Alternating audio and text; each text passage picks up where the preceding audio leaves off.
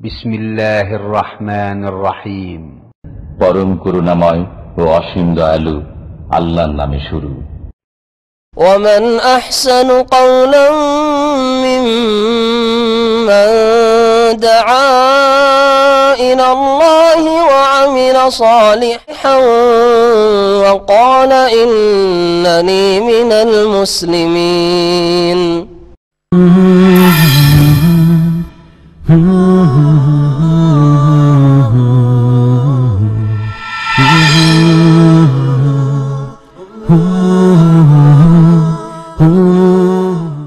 बिस्मिल्लाहिर रहमानिर रहीम अल्हम्दुलिल्लाहि रब्बिल आलमीन वस्सलातु वस्सलामु अला सय्यिदिल मुरसलीन नबियिना मुहम्मद व अला आलिहि व सहबिहि अजमाइन अम्मा बाद फ़क़द क़ाला अल मुअल्लिफ़ रहिमहुल्लाहु तआला बाबुल इद्दह अनिल मिस्वर इब्न मखरमह रज़ियल्लाहु अन्हु अन्ना सुबैअतल अस्लमिय्यह रज़ियल्लाहु अन्हा नुफ़िसत बाद वफ़ाति ज़ौजिहा बिलयाल फ़जाअत इला नबी सल्लल्लाहु अलैहि वसल्लम फ़स्तअज़नतहु अन तनकिहा फ़अज़िन लहा फ़नकहत रवाहुल बुखारी वअस्लुहु फ़िस्सहीहैन व फ़ी लफ़्ज़िन अन्नहा वज़अत बाद वफ़ाति ज़ौजिहा बिअरबईन लैला व फ़ी लफ़्ज़िन लिमुस्लिम क़ाला ज़ुहरी रहमहुल्लाहु तआला वला अरा बअसन अन ततज़व्वज व हिय फ़ी दमिहा गैर अन्नहु ला यक़रुबुहा ज़ौजुहा हत्ता तत्हुर।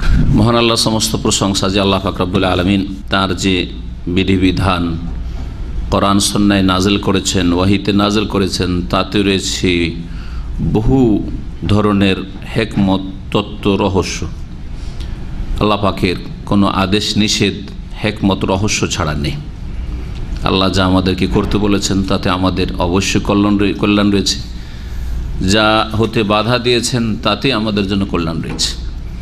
আল্লাহ রাব্বুল আলামিন কোনো শরীয়তের বিধান যদি আমাদের দিয়ে থাকেন তার অবশ্যই রহস্য রয়েছে। তার একটি হচ্ছে ইদ্দতের বিষয়। আজকে আমাদের হাদিসের দর্শের বিষয়বস্তু হচ্ছে মহিলাদের ইদ্দত সম্পর্কে।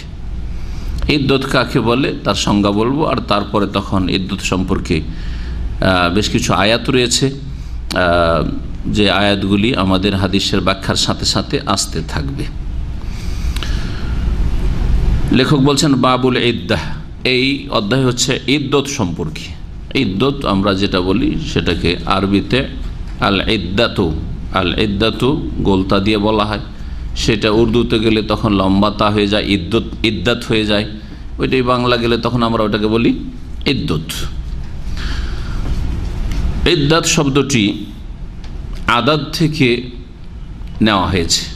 আদাদ মানে হচ্ছে সংখ্যা, আদাদ মানে হচ্ছে সংখ্যা বা পরিমাণ, এ হচ্ছে আদাদের অর্থ। এখান থেকে ইদ্দত কেন বলা হয় বলছেন ভাষ্যকার, লিআন্না আজমিনাতাল ইদ্দাতে মাহসুরা, ইদ্দতের যে সময়কাল রয়েছে সেটা লিমিটেড, সীমিত, সুনির্ধারিত। এত সময় ইদ্দত। তো একটা দিনের বা মাসের সংখ্যার সাথে সেটা সম্পর্কিত, এই জন্য এই ইদ্দতকে ইদ্দত বলা হয়। ইদ্দত শরীয়তের পরিভাষায় ইদ্দতের সংজ্ঞা হচ্ছে তারাব্বুসুল মারআতি আল মুহাদ্দাদু শারআন আনি তাজউইজি বাদা ফিরাকি যাওজিহা, মহিলার অপেক্ষা করা এতদিন যা শরীয়তে সুনির্ধারিত যে মেয়াদ রয়েছে বা সময়কাল রয়েছে, ততদিন অপেক্ষা করা কি থেকে? বিবাহ থেকে, অথবা বিবাহ থেকে বিরত থাকা বলতে। তারাব্বুসের শাব্দিক অর্থ হচ্ছে, কোরআনে কারিমে এই শব্দটি ব্যবহৃত হয়েছে, তারাব্বুসু আরবাআতি আশহুর ওয়া আশরা বা ইত্যাদি। অপেক্ষা করবে বিয়ের জন্য প্রস্তুত হতে পারবে না, বিয়ের জন্য সম্মতি প্রকাশ করতে পারবে না, বিয়ের কথাবার্তা শুনতে পারবে না, বলতে পারবে না, আলোচনা করতে পারবে না ইত্যাদি। তো বিবাহ থেকে বেঁচে থাকা এক নির্দিষ্ট সময়ের জন্য তার যে আগের স্বামী ছিল সেই স্বামী থেকে বিচ্ছিন্ন হওয়ার পরে, এটা হচ্ছে ইদ্দত। যে কোনো স্বামী থেকে স্ত্রী বিচ্ছিন্ন হওয়ার পরে, তালাকের মাধ্যমে বিচ্ছিন্ন হোক অথবা স্বামীর ইন্তেকালের মাধ্যমে বিচ্ছিন্ন হোক, বিধবা হওয়ার মাধ্যমে, বিচ্ছিন্নতার পরে সাথে সাথে বিবাহ বসতে পারবে না। বরং একটা নির্দিষ্ট সময় আছে যে সময়টা তাকে কাটাতে হবে, বিভিন্ন হেকমত তাতে রয়েছে। এই সময়টা কেন কাটাতে হবে, সাথে সাথে তালাকের পরে অথবা বিধবা হওয়ার পরে কেন একজন মহিলা বিয়ে করতে পারবে না, এতে বেশ কিছু হেকমত রয়েছে, যেগুলির কিছু উলামায়ে কেরামগণ নিজের গবেষণার মাধ্যমে আমাদের সামনে পেশ করেছেন, যা আমরা কিছু অংশ পেশ করব এখানে। এই ইদ্যত যে কাটাতে হবে তালাক হয়ে যাওয়ার পরে অথবা স্বামী মারা যাওয়ার পরে, এর দলিল বলছেন ওয়াল আসলু ফিহি আল কিতাব ওয়াস সুন্নাত ওয়াল ইজমাউ। এর দলিল প্রমাণ কোরআনে কারীমে রয়েছে, রাসূলুল্লাহ সাল্লাল্লাহু আলাইহি ওয়াসাল্লামের সুন্নাহ হাদিসে রয়েছে, এবং এর ওপর উম্মতে মুসলিমার ইজমা ঐক্যমত রয়েছে। সমস্ত মাযহাবের উলামা, হানাফি, শাফি, মালিকি, হাম্বলি, আহলে হাদিস, মুহাদ্দিসিন যারা সরাসরি কোরআন সুন্নাহ অনুসরণ করেছে কোনো একটি মাযহাবের তাকলিদ ছাড়া, সাহাবায়ে কেরাম, তাবেঈনদের এবং স্বর্ণযুগের অনুসরণে, সকলেই এই ক্ষেত্রে একমত যে তালাক প্রাপ্তা অথবা বিধবাকে ইদ্যত কাটাতে হবে, তারপরেই বিবাহ করতে পারবে। যেমন কোরআনে কারীমে তালাক প্রাপ্তা সম্পর্কে রয়েছে সূরা বাকারা আয়াত নম্বর 228, আল্লাহ পাক ইরশাদ করেছেন ওয়াল মুতাল্লাকাতু ইয়াতারাব্বাসনা বিআনফুসিহিন্না সালাসাতা কুরু। তালাক প্রাপ্তা মহিলারা তাদের নিজেদের সম্পর্কে অপেক্ষায় থাকবে।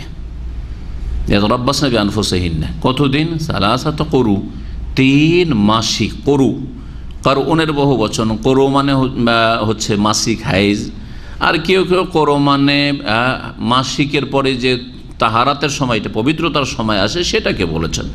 ইমাম শাফি আর ইমাম আবু হানিফা বা হানাফি মযহাব আর শাফি মযহাবে দ্বিমত রয়েছে করুর অর্থের ক্ষেত্রে। যেটাই বলেন না কেন, এই শব্দের আমাদের ইখতিলাফ নিয়ে আর দ্বিমত নিয়ে তেমন কোনো মাথার ব্যথা নয়। কিছু সময়ের পার্থক্যের সাথে ইদ্যত 3 মাসিক অথবা 3 তাহারাত, 3টি পবিত্রতা। এই যে মাসিকের ফাঁকে ফাঁকে যে পবিত্রতা রয়েছে, 3টি পবিত্রতা কাটাতে হবে অথবা 3 মাসিক কাটাতে হবে। সালাসাত করু। মাসিক যেসব মহিলাদের হয় সেই সব মহিলাদের ক্ষেত্রে বলতে পারেন যে 3 মাসিক, 3 হাইজ অথবা 3 তোহর, 3 পবিত্রতা কাটাতে হবে। কিন্তু যেসব মহিলাদের মাসিক হয় না, যেসব মেয়েদের মাসিক হয় না, মাসিক কার হয় না?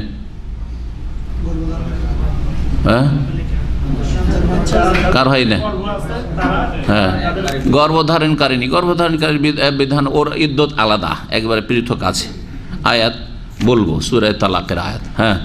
ওটা ছাড়া বয়স পার হয়ে গেছে মোটামুটি মহিলাদের, অধিকাংশ মহিলাদের 45 পার হলে, ব্যতিক্রম হতে পারে কিছু আগে পরে, কিন্তু 45 পার হওয়ার পরে আর মাসিক আসে না। এসব মহিলাদেরকে বলা হয়েছে আয়েশা। কোরআন কারীমের ভাষায় কি বলা হয়েছে? আয়েশা, অর্থাৎ যারা ছেলে মেয়ে হওয়া হতে ছেলে মেয়ে হওয়া থেকে নিরাশ হয়ে গেছে, মাসিক বন্ধ হয়ে গেছে, তার মানে ছেলে মেয়ে হবে না। আয়েশা এসব মহিলাদের বলে ওয়াল্লাহি ইয়াইসনা মিনাল মাহিদ মিন নিসাইকুম ইন ইরতাবতুম ওয়াল্লাহি লাম ইয়াহিদনা। ওই সব মহিলারা যারা মাসিক হওয়া থেকে নিরাশ হয়ে গেছে, আর মাসিক আমার হবে না, বন্ধ হয়ে গেছে। এবং ওই সব মেয়েরা, যেসব মেয়েরা এখনও নাবালিকা থাকার কারণে তাদের মাসিক আসে নাই, বিবাহ হয়ে গেছে, হয়তো নাবালিকা মেয়ের বিয়ে হয়ে গেছে, মাসিক হয়নি, তারপরে তালাক হচ্ছে, তাহলে কতদিন ইদ্যত কাটাবে? এই আয়াত সেই ক্ষেত্রে প্রযোজ্য না। যে 3 হাইজ, হাইজই নেই, মাসিক নেই, তো 3 হাইজ, 3 করু কি বলবেন? তখন কি বলা যাবে?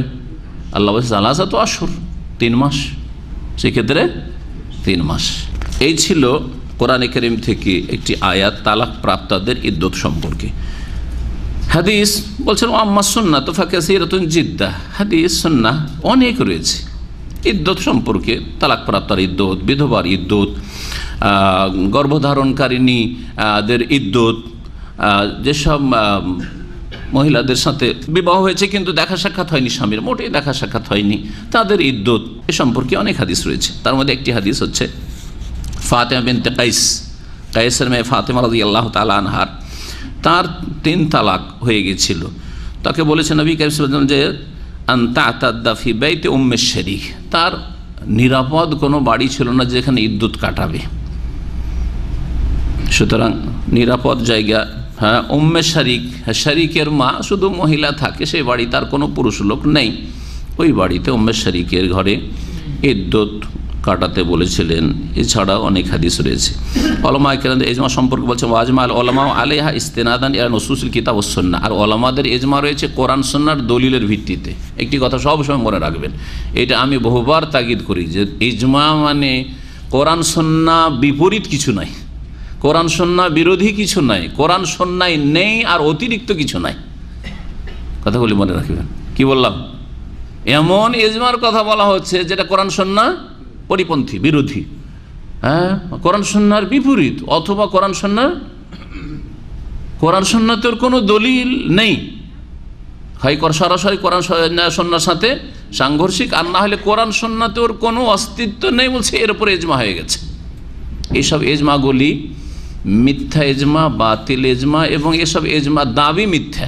হ্যাঁ, ইজমাই নয়, আসলে ইজমা হয়নি, কিন্তু এক শ্রেণীর লোকদের মিথ্যা দাবি মাত্র। বোঝা গেছে কথা? কোরআন ইজমা, কোন ইজমা মানে কি? ঐক্যমত হওয়া। এই উম্মতের ওলামাদের আর সকলের ইজমা নাকি গণতন্ত্র, হ্যাঁ, সৎ অসৎ, ছোট বড়, নারী পুরুষ, আর সকলের ঐক্যমত, এর নামে ইজমা? না, সকলের কোনো মূল্য নাই। কোরআন এবং হাদিস সম্পর্কে একটা মাসলা সম্পর্কে মত পেশ করবে এই যোগ্যতা জনগণের নেই।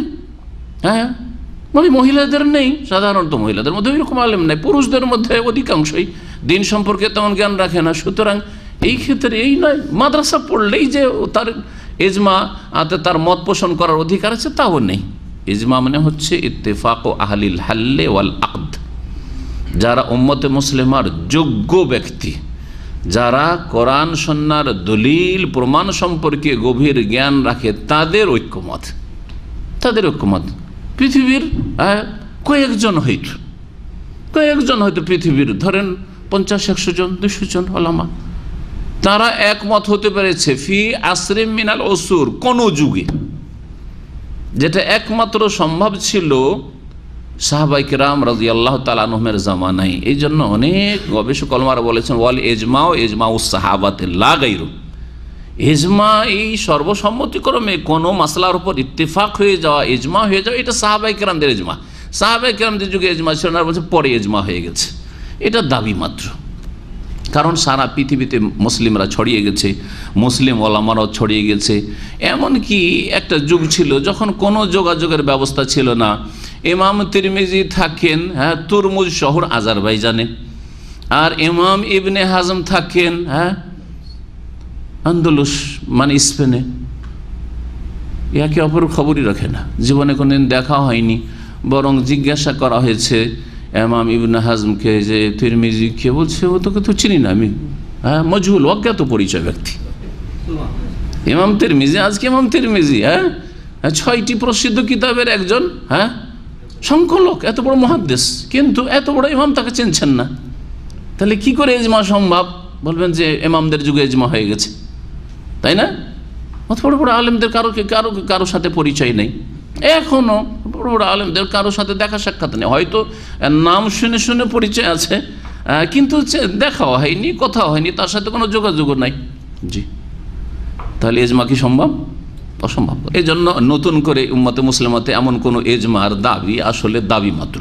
হ্যাঁ, বাস্তবে কোনো রকমের ইজমা হয়নি সাহাবায়ে কেরামদের পরে, সাধারণত ইল্লা মাশাআল্লাহ তাবেঈনদের যুগে কেউ কেউ বলেছেন হতে পারে কোনো মাসলায় হয়তো সাহাবায়ে কেরাম জামানে ইখতিলাফ চলে আসছিল, মাসাইল ক্ষেত্রে, আকীদার ক্ষেত্রে নয়, পরে হয়তো একমত হয়ে গেছে। যারা ইখতিলাফ করতো তারা আর কেউ থাকেন ইখতিলাফ করার মতো, বাকি যারা ছিল তারা একমত হয়েছে, হলে হইতে পারে, আল্লাহু আলাম। তো ইজমার দাবিটা একটা যারা বিদাত করে তাদের একটা অস্ত্র। কোরআনের দলিল খুঁজে পাওয়া যায় না, রসুলের হাদিসও খুঁজে পাওয়া যায় না, তো এটা কেন বলছেন? বলছে ইজমা হয়ে গেছে। সহজ কথা, বললে দাও সহজ, হ্যাঁ, দাবি করা সহজ, কিন্তু দাবির জন্য কি লাগে? দলিল লাগে। জমি এটা আমার, বলে দাও তো সহজ, গায়ে জোর থাকলেই হলো, কিন্তু হ্যাঁ কি করতে হবে? ওটাকেও দলিল বলেন আপনারা, তাই না? ইসলামের দলিল বুঝেন না, কিন্তু জমির দলিল ঠিকই বুঝেন। হ্যাঁ, জমির দলিল নিয়ে আসেন, আর আপনি কোর্টে প্রমাণ করেন যে এটা আপনার জমি, তাই না? ঘুষ দিয়ে চলবে না আবার, হ্যাঁ, ঘুষ দিয়ে হালাল করা যাবে না। ঘুষ দিয়ে আপনি দখল করে নিতে পারেন, কিন্তু হালাল করা যাবে না। তো কথা হচ্ছে যে দলিল পেশ করতে হবে, দাওয়া করলে হবে না, শুধু দাবি করলে হবে না। দাবি আমরা বাংলায় বলি, ওটাকে আরবিতে দাওয়া বলে। শুধু দাবি করলে হবে না, বরং দাবির হ্যাঁ, অনুকূলে দাবি যতটা ততটা দলিল পেশ করতে হবে। দাবি আপনার এতটা আর দলিল এতটা, তাহলে চলবে কি? দাবি হচ্ছে আপনার যে আমার এই 2 বিঘা জমি, গোটা পলটা আমার, আর দলিল হচ্ছে আপনার 10 কাঠার, চলবে?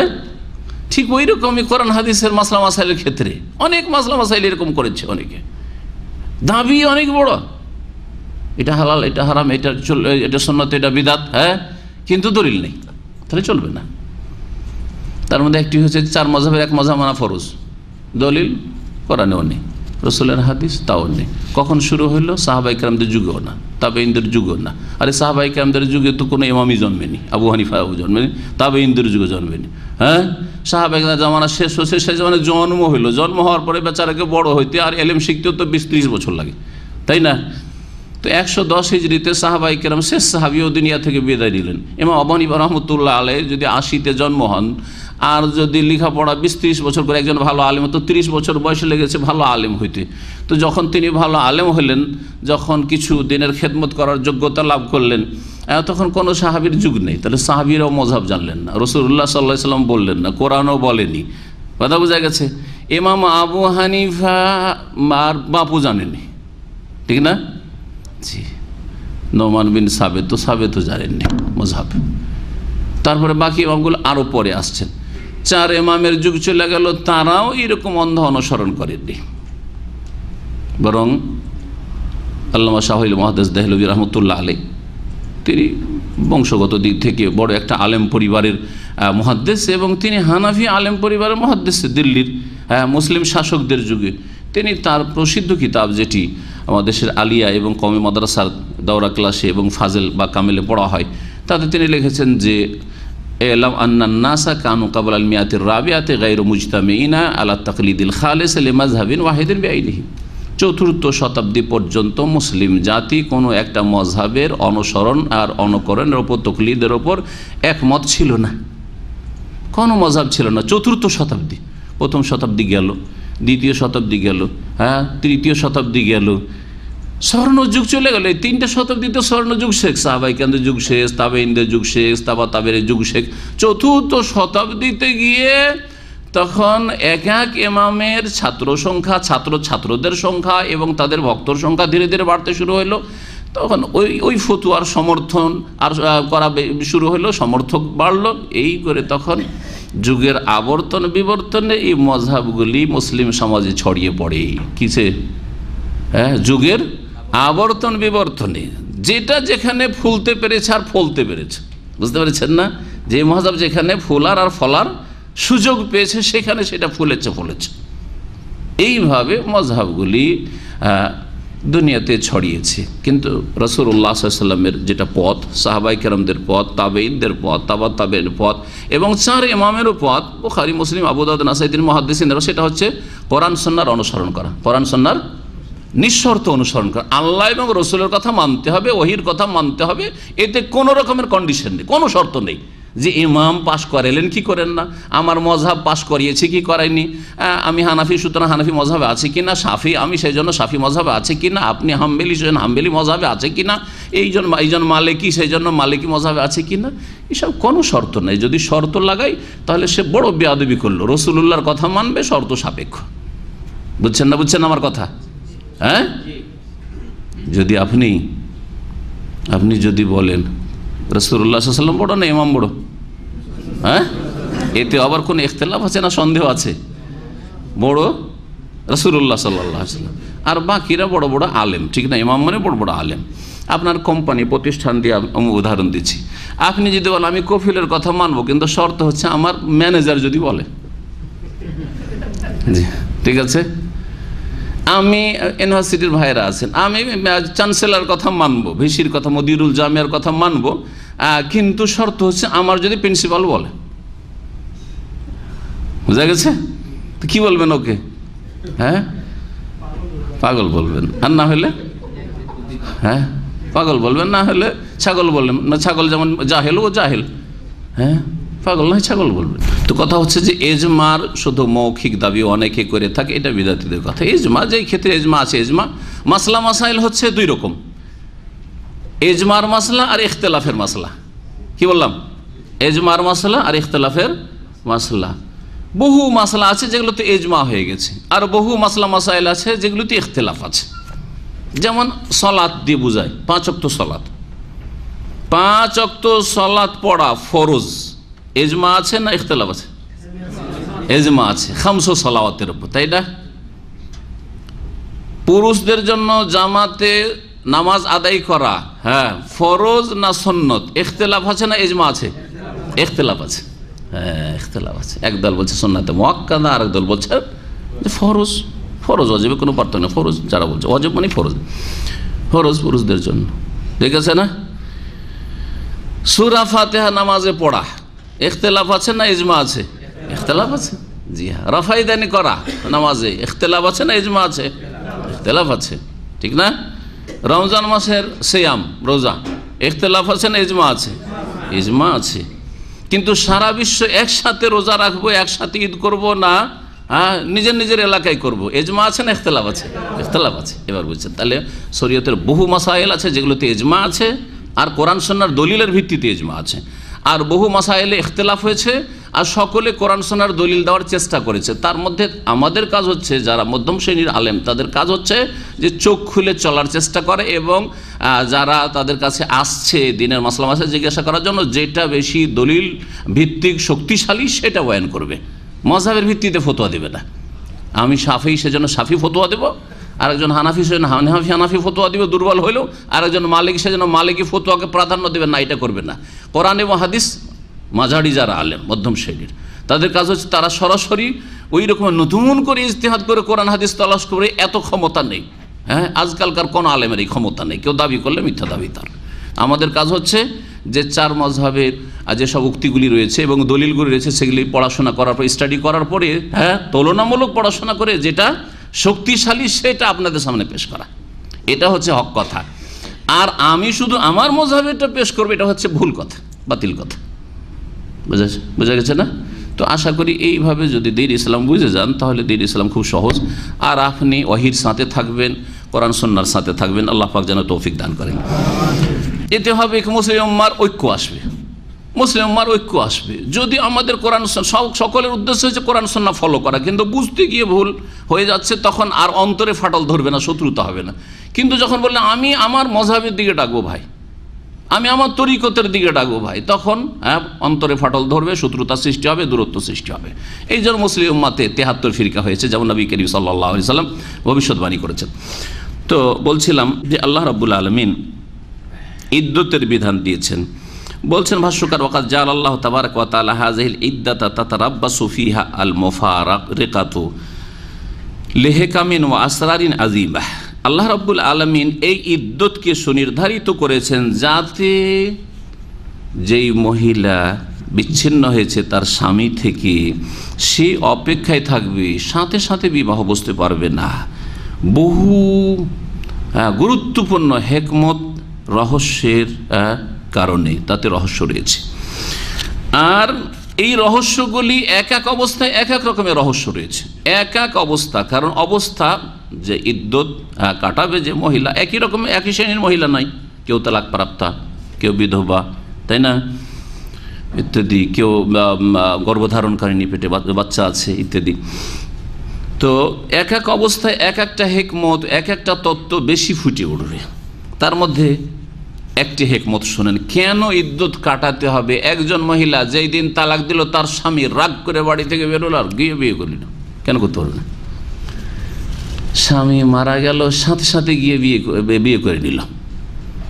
বিশেষ করে স্বামীর সাথে যদি ভক্তি না থাকে আর মারা যায়, তো ও তার অন্তর থেকে অপেক্ষা করতে চাইবে না 4 মাস 10 দিন, চাইবে নাকি? ভালোবাসা থাকলেও সেটা শোক আছে, কিন্তু যদি আগে থেকে এমন শত্রুতা ছিল আর মারা গেছে, ও তো খুশি হবে যে কাজ হয়ে গেছে আমার। আর যদি অবৈধ সম্পর্ক কোথাও যদি থাকে, তাহলে তো আরো খুশি হবে যে ওকে তো মারারই প্ল্যান করছিলাম, মারতে হলো না, আল্লাহ মেরে দিয়েছে, কাজ হয়ে গেছে, ঠিক না? হ্যাঁ হ্যাঁ। তো কথা হচ্ছে যে আল্লাহ সকলের জন্য বিধান কিন্তু একই রকম দিয়েছে। হ্যাঁ, মহিলার স্বামীর ওপর ভক্তি থাক আর নাই থাক, আর সে সতী হোক আর অসতী হোক, আর ভালো হোক আর মন্দ হোক, যে কোনো অবস্থায় কী করতে হবে? ইদ্দত কাটাইতে হবে তোমাকে। তো বহু হিকমত রয়েছে, তার মধ্যে একটি হচ্ছে আল ইলমু বিবারাতির রাহিমি, নিশ্চিত হওয়া যে জরায়ুতে কোনো বাচ্চা নেই, এই ইদ্যতের মাধ্যমে জানা যাবে। স্বামী মারা গেছে, হঠাৎ করে বিয়ে বসে গেল, দেখা গেল যে ওই যে আগে থেকে আগের স্বামীরই বীর্য থেকে বাচ্চা ধরে আছে পেটে, হ্যাঁ পজিটিভ হয়ে আছে, ঠিক না? অথবা বুঝাই গেল না, কেমন করে বুঝবেন? তারপরে বিয়ে করে গেল, ধরেন তালাক হওয়ার সাথে সাথে বিয়ে করলো, অথবা স্বামী মারা যাওয়ার সাথে সাথে বিয়ে করলো, আর তারপরে বিয়ের পরে নতুন স্বামীর সাথে আবার সংসারও শুরু হয়ে গেল। এখন ওর সাথে মেলামেশা শুরু হইলো, কার বীর্য দিয়ে এই বাচ্চা গর্ভধারণ করলো 2-3 দিনের মধ্যে হইতে পারে, এটাও হইতে পারে, আবার আগের স্বামী থেকেও হইতে পারে, সম্ভাবনা দুটো আছে কি নেই? তাহলে এখন বংশ পরিচয় কি করে বোঝা যাবে? এটা আগের স্বামীর বংশের ছেলে বলবো, মেয়ে বলবো, না এই নতুন স্বামীর বংশের ছেলে বলবো? যদি এক বংশের ছেলে আর এক বংশের ছেলে বংশে ঢুকান, তাহলে কত বড় কাবিরা গুনাহ করলেন, এবং কতগুলি ক্ষতির দিক রয়েছে আমি তফসিরে গত সপ্তাহে বলেছি, তাই না? হ্যাঁ, যেই ছেলে সেই বংশের একটা টাকার ভাগ পায় না, তাকে অনেক জমি জায়গা লাখ লাখ টাকার ভাগ তার বসিয়ে দিলেন সেখানে, তাই না? অংশীদার বানিয়ে দিলেন, বানান না ওয়ারেস বানিয়ে দিলেন, কত বড় অপরাধ করলেন।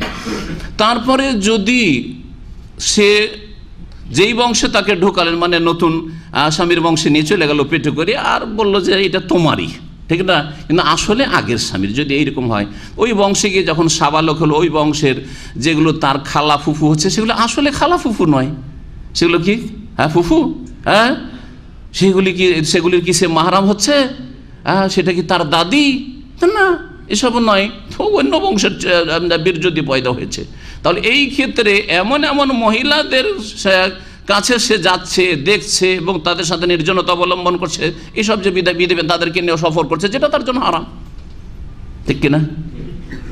বিবাহ শাদী হয়ে যাচ্ছে অনেক ক্ষেত্রে, আগের যে স্বামী ছিল মহিলার, ওই বংশে এই ছেলেটার বিয়ে হয়ে গেল, এমন মেয়ের সাথে বিয়ে হলো যার সাথে বিয়ে আসলে হারাম, কিন্তু যেহেতু তার বংশ পরিচয় আছে অন্য বংশ, ঠিক না, সেজন্য বিয়ে করে ফেলেছে। হয়তো কত যে ক্ষতির দিক রয়েছে। সুতরাং একজন মহিলার যখন স্বামী থেকে বিচ্ছিন্ন হবে, তখন তার রাহেমে, তার জরায়ুতে কোনো গর্ভ নেই, গর্ভধারণ করেনি, কোনো গর্ভধারণ করেনি, এটা নিশ্চিত হইতে হবে, যে কোনো ক্ষেত্রে নিশ্চিত হইতে হবে।